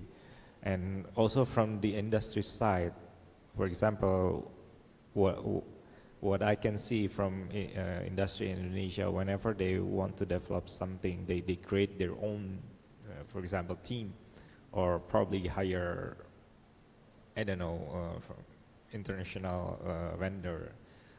They don't have the trust to look into Indonesia research institution or the university for solution that they want. So this trust needs to be built. And based on my experience, you know, comparing with the developed countries, is that probably the government is playing a key role as well on you know, bridging that gap. So incentivizing the research that has industrial impact, for example, I think that's also very critical. And also probably incentivizing industries that incorporating local research instead of buying something from outside. That's also the key. So I think the standardization or regulation from the government is one of the key. And also when after that is built, I think we can start seeing the harmonization between what's being researched and what's being needed by the industry. Wow, Pak Dito, there is a lot of works to do, yeah, to bridging the gap in Indonesia about that. But anyway, do you want to add something, Sebastian, please? Because you were comparing like the UK and Australia and Indonesia, and it's the same in Europe, that like how you educate about standardization is different from country to country, but also from university to university, and then also from field to field. Like engineering, of course, you're more likely to meet standardization related topics, but in political science or in psychology, you're 99% not gonna meet standardization. So that's also something that we've been working on with with universities to create modules for curricula that can be used by all kinds of different professions at universities, and it's actually publicly available if anyone is interested. But yeah, that is an issue that we also have within Europe, and I think everywhere it's quite similar.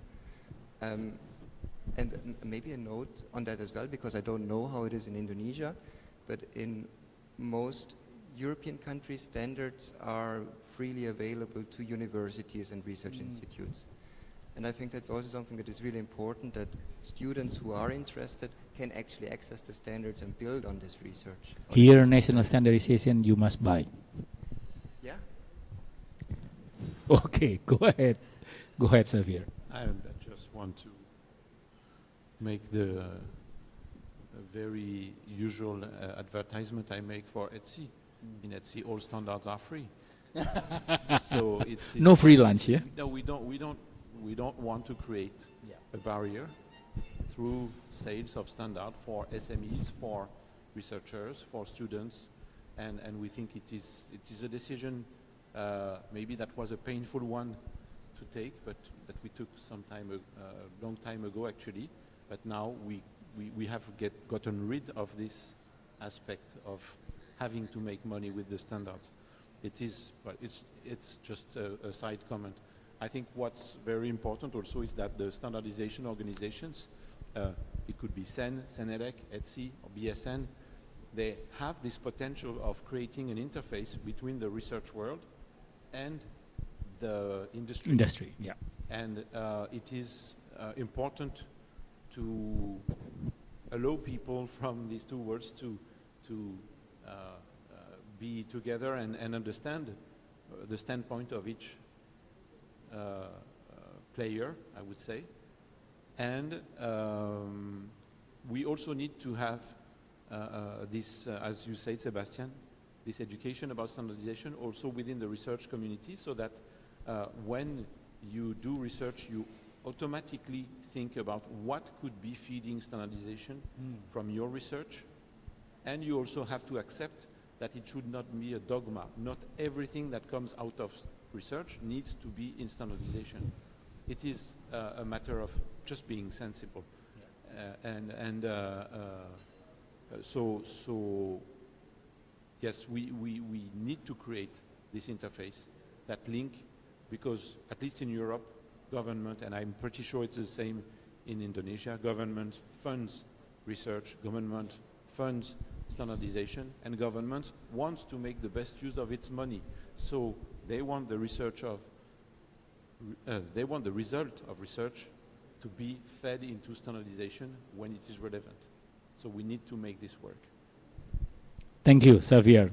Now, time for the operator is respond, yeah? Because the industry is respond, you know. Okay, the future readiness, Pak Irwan. As we lay the groundwork for future 6G capabilities, as mentioned by colleague, and expansive IoT ecosystem, how you think Telkom is ensuring the infrastructure development align seamlessly with evolving global standards? First of all, do you think it's needed or not? Yes, because previously we talked about the gap. Actually, the answer is the standardization to minimize the gap. Because as we are evolving to more digital ecosystem enabler as a telco currently role, then previously we have a traditional role as a connectivity providers only. Now we have a new approach from telco to techno, according to four maybe global currents retroing the industry. First for AI and smart IoT, and also the evolution 5G towards 6G, right? And because this is too complex for us to accelerate the modernization toward the digital ecosystem enabler, we need some reference that we want to put all the infrastructure that we we want to be ready to deploy is adopt the open and globally recognized standards, including the 6G and also the IoT. Actually, the IoT, we have a big difficulties in make it massive solution for our customers, you know, because in terms of interoperability, there are so many brands, so many type for the smart city solutions that we are facing the difficulties to make it a massive productized solution for our company. So, so there is opportunity for Brin to coming and helping Telkom. Yeah, sometimes standard is invisible actually for the end users, right? Sometimes we not recognize the importance of the standard. They don't care actually. They don't care actually. But every successful digital ecosystems, I think it will depend more on the standard, right? And without it, we will have fragmented innovation, fragmented solutions, right? So we are really concerned about the standardization adoption. We make it more, you know, it's become our principal part to deploy our infrastructure to make sure the future readiness. It's same principle towards AI. If we talk AI, if we talk cloud platform computing, and also the 6G. I think that's about. Okay, so industry follow the standard. Okay, great. I think I would like to ask audience, is there any question from audience for this panelist for this session? I would like to ask Bukus, because Bukus is the senior of us, you know. Bukus, ada pertanyaan Bukus? Any question Bukus? 6G is coming Bukus. What do you think? Do you need 6G standard or 6G non-standard? Silakan Bukus. Oh, like the audience. Bukus is the Bukus, I will introduce you, Xavier and Sebastian. Bukus is the first CEO of the biggest cellular operator in Indonesia. So she is the CEO. That's long. The current CEO is just substituting. So when I was the first director of Telkomsel, was in 1995. How many years ago? It was 31. And Telkomsel now just celebrating the 31 years of their existence. But before that, I was the director of development with PT Telkom.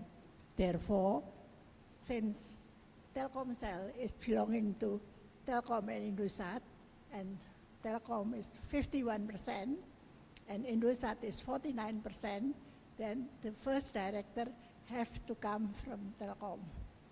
And they said, I think you are the person who should take that responsibility. Even so many people want to become the first. So I come on time, yeah. And before that, I was graduated from Australia, and I worked for a while in Indonesia, but I go back to Australia, and fortunately, I got a job with the Telecom Australia for from 1970 to 1975 before I came back here. But the first things I got from the Australian government, it's in a way governance, good governance. So all the regulations say, for example, you're not supposed to do that, you are supposed to, but it's already established. So the work is so easy. If I work in a tea time, all my friends said, come on, Kus, come on, Kus, come on, Kus. It's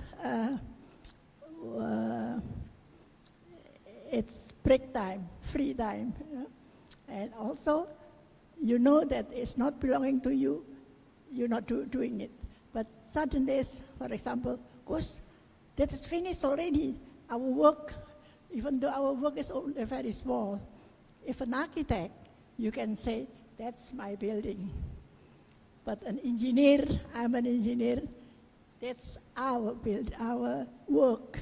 We work together to build it, and we never feel that we do something much, but suddenly what we do, it's finished because the system is there.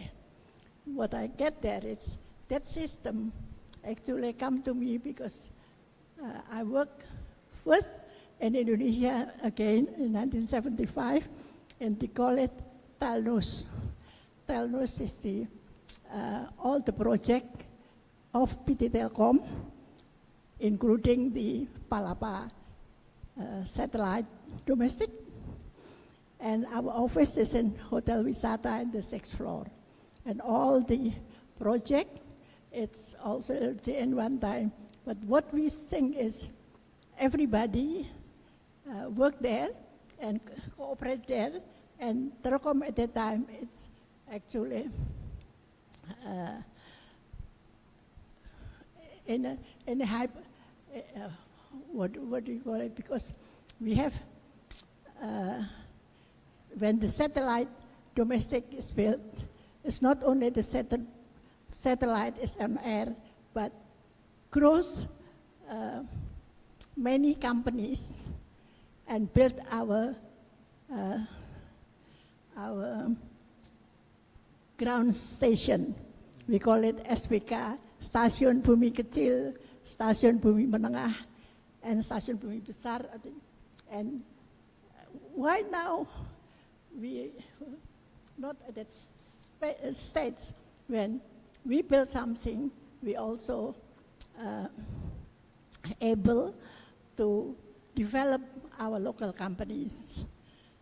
But now I heard PT Inti is almost so I think, is it? Any question, Bu, for the 6G? Yeah. So what do you think about what it's, you think, what is the system going to be that we can strengthen the cyber security, the cyber network in Indonesia? What, for example, we can also hold the local people also, because I think Indonesia is not, it's a very clever people in a way, you know, that if it's organized properly, so all those gentlemen, what you want, how we can secure the cybersecurity in this country, as well as we now heading in a next 1 month or 2 months, Indonesian government is going to auction the 700 megahertz, the 2.6 giga, and the other one is 5 giga. Yeah. So, could you say what we going to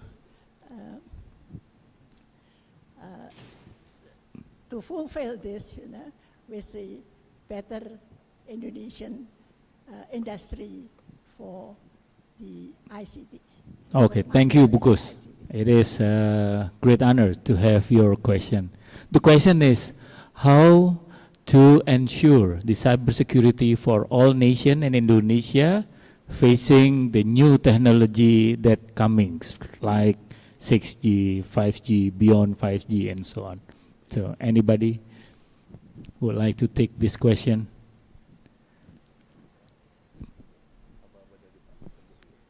Semua boleh? Silakan, Pak. Oke, Telkom first, Bu. Yang punya infrastructure. The owner of infrastructure first. Yeah, I mean, for the cybersecurity, maybe we will start everything in first from the zero trust design architecture. In, you know, prepare all the infrastructure that we want to deploy. We have to start with the, you know, zero trust design architecture. That will, I think that. Zero trust first. Okay, silakan. Pak Dito, from BRIN. For me, I think looking from AI perspective, because that's what I'm focusing right now, is with the advancement of AI, I think the new landscape, threat landscape for cybersecurity is also increasing. You know, the bad actor is also using AI to like finding vulnerability in the security system of a certain server or companies. So I think the current probably like white hat cybersecurity defender needs also to implement AI solution, AI-based cybersecurity solution in order to, you know, counter the attack from AI-enhanced cyber attack as well. So yeah, it's like the antivirus situation where, you know, the attacker and defender keeps evolving, and also needs to happen in this AI-enabled world, I think. Yeah, thank you. Thank you, Pak Dito. Go ahead, Xavier. It is a great challenge when you consider, I think you started the session by mentioning that there were more and more connected devices. And one of the very tricky aspects is that an operator provides an infrastructure, but the operator does not control where all the devices that are connected to the infrastructure come from. So not all of them can have proper type approval or certification and stuff like this. So that's why ultimately you converge to these ideas of applying zero trust, because otherwise it's complete chaos. One things we have recognized in Europe is that there is a whole space which we call the consumer IoT space. All of these devices that you bring home, that you connect and you forget about, and you never update the password, you never update the firmware. All these things remain connected, they become increasingly vulnerable, and they are in the end used by some hackers in order to create massive attack against more critical infrastructures. So a message is raise the bar for security, because we all know that the security of a system is defined by the weakest element in the system. And so there are basic principles that need to be applied and maybe enforced for all these small connected devices that create or increase the surface of attack. And so we recommend maybe acting on this aspect because it's really damaging the whole infrastructure security. Thank you. Okay, thank you, Xavier, for your suggestion. Maybe to add to zero trust, also security by design, and for that expand the scope. For instance, what we're working on is like horizontal cybersecurity requirements, also in response to the Cyber Resilience Act, and it includes devices like an electric toothbrush that maybe is connected at one point in your life with your phone because it has this feature, but it could already be targeted.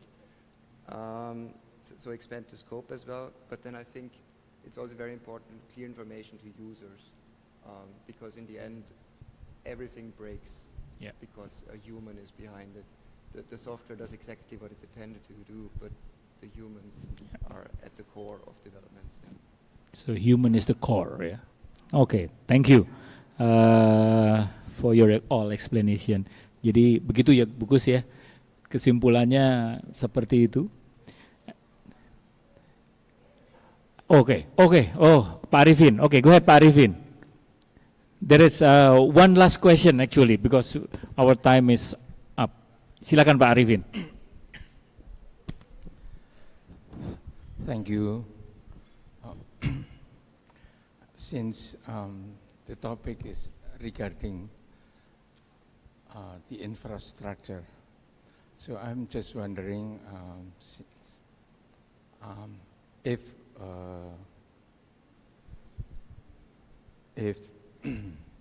EU or ETSI has already finished their works on the NTN or non-terrestrial networks. We, especially in this area here, we are very much depending on non-terrestrial systems, say for example satellites, but also in the future perhaps hubs or high altitude platform systems. So we just wondering what is the status of the NTN standard, and until now we haven't heard anything, whether it is still continuing, and if it is, so when it's going to be finished.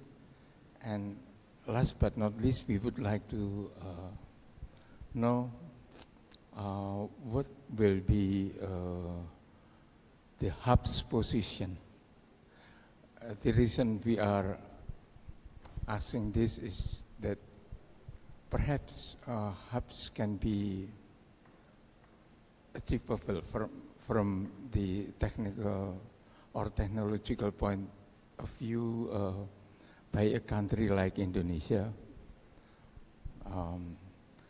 In other words, to access this kind of technology, it can be a lot easier than the space-based technology.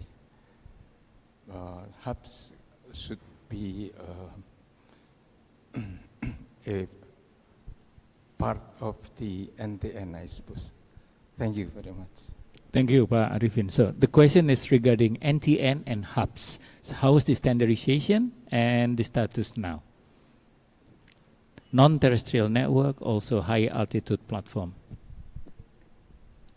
So I'm going to deflect part of this question simply because I have no expertise in this topic.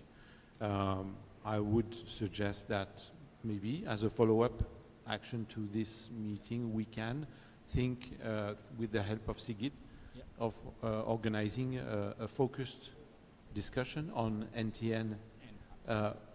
Yes, and so because at the moment the only thing I would be able to say is that 3GPP in the work is, I mean, if I understood correctly, for some time has been keeping the NTN topic on the side, but now it's really become an integral part of their work, and it is very clear that in a country like Indonesia, I mean, this is it's not an exotic option.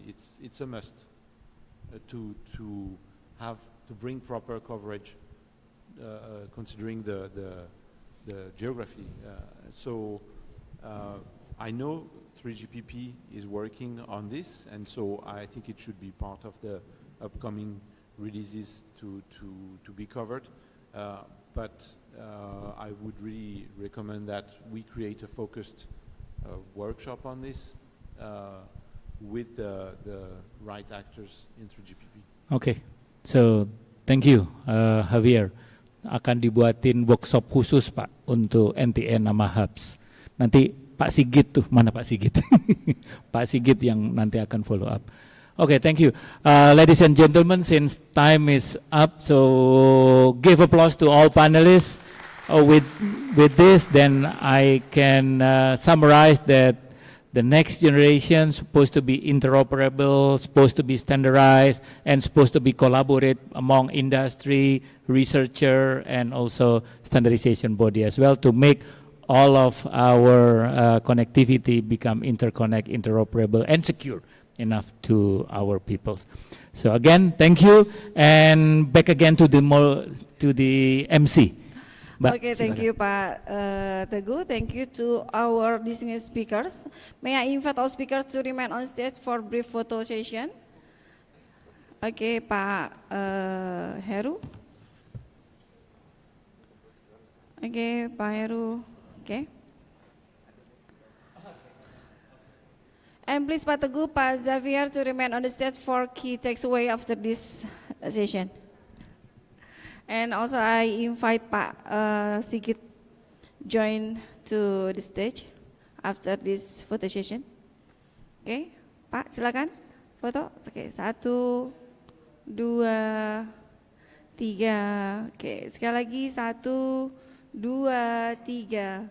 Oke, udah? Video udah? Oke, terima kasih. Pak Sigit, kami persilakan.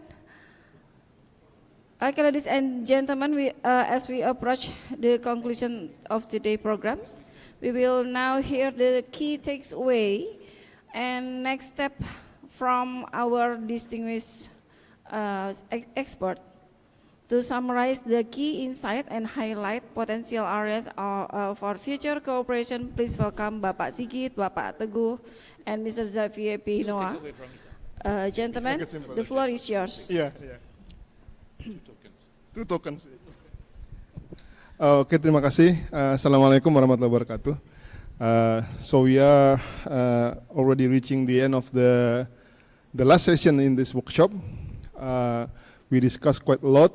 Some of them are quite with the good depth, and with also some homeworks and so on. So in this last session, we already agreed here to make it simple and fast. So for each person, we'll give, each person has 2 tokens of takeaway, starting with Xavier, and then Pak Teguh, and then myself. So at least we have the 6 takeaways, all in all. Okay, let's start with Xavier. Thank you, Sigit. I will use carefully my 2 tokens.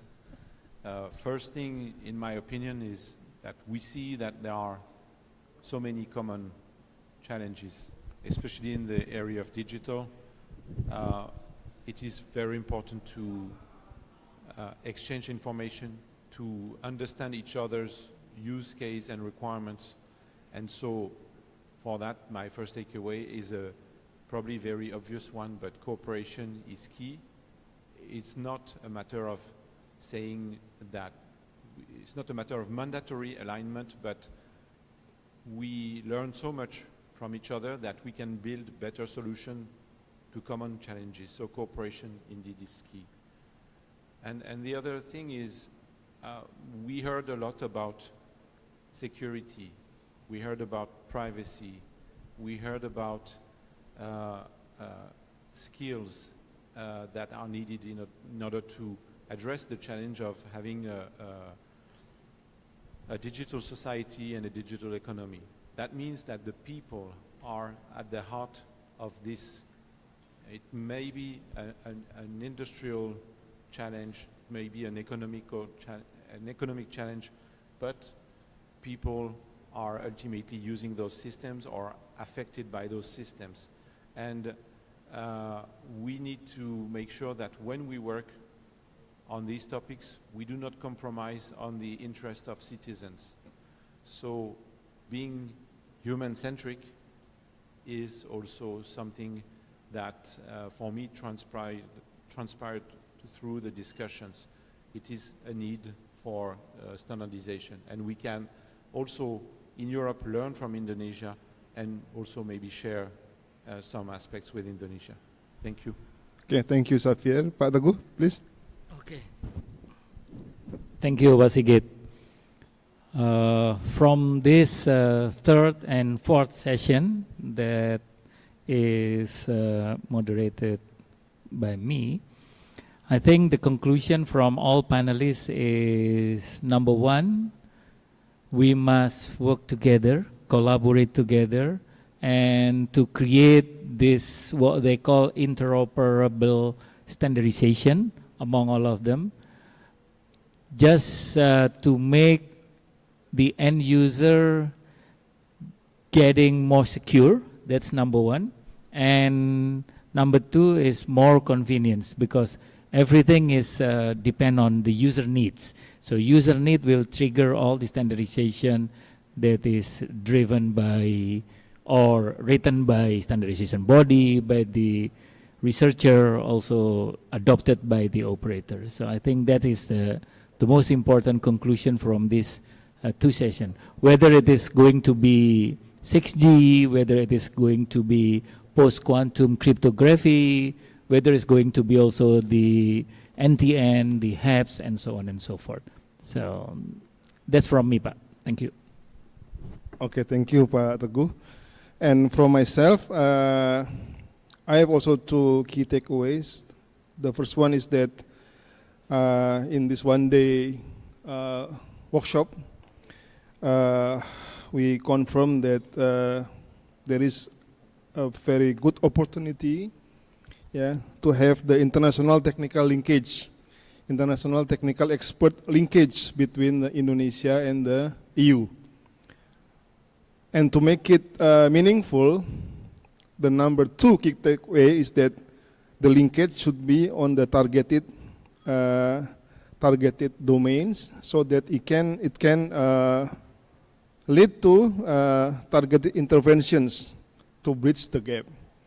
So among the domains that we discussed today,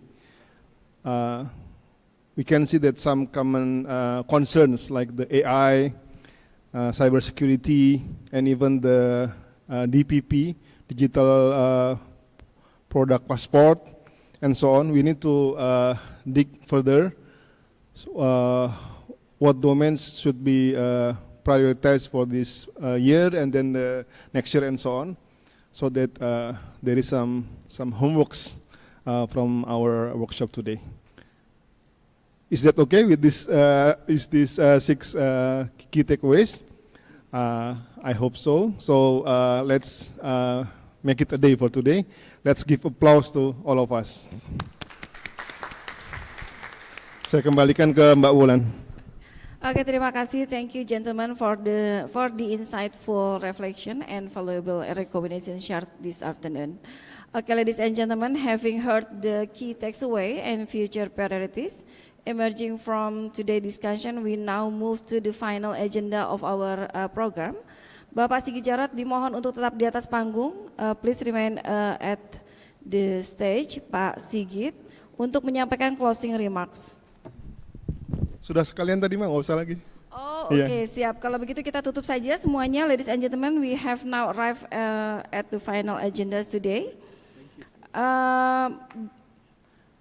Oke, Bapak dan Bapak sekalian, on behalf of Mastel and Indigo Global, we sincerely thank all speaker, moderator, panelists, partners, and participants for your valuable contribution to today's discussion.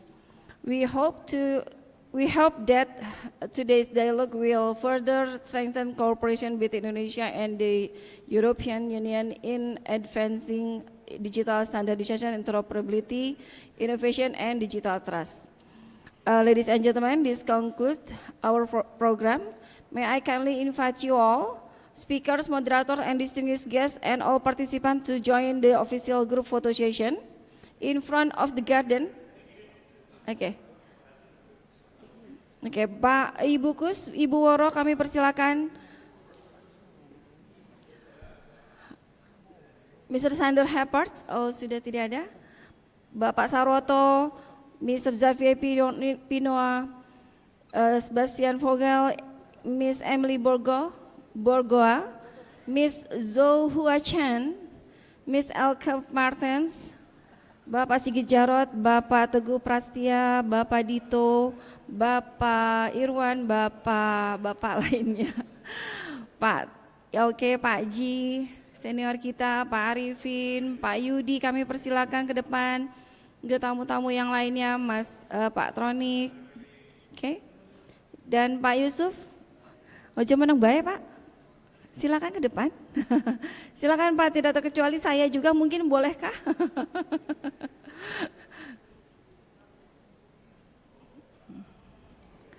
Oke, kasih space buat bukus.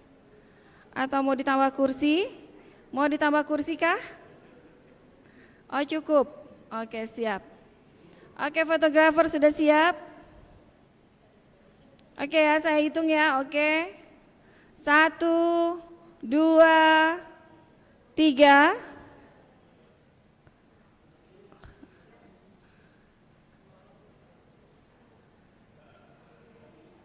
Oke, mohon dibantu.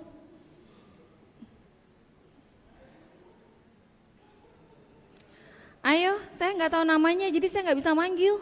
Silakan Bapak Ibu ke depan.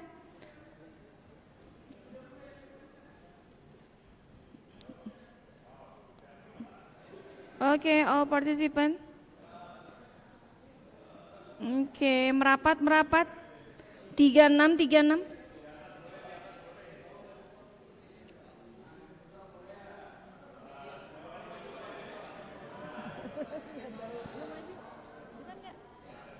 Ya. Ayo, nah boleh. Wah luar biasa ini anak-anak muda. Silakan ada yang mau bergabung dengan anak muda lainnya di depan. Ayo, jangan malu-malu. Nah, yang masih muda. Oke, 1, 2, 3. Oke, 1, 2, 3. Sarange. Give me love. Love, sarange, okay. 1, 2, 3. Okay, thank you ladies and gentlemen. Thank you for your participation. Have a pleasant afternoon and safe travels home. See you again at future Mastel Indico Global events. Good afternoon. Assalamualaikum warahmatullahi wabarakatuh.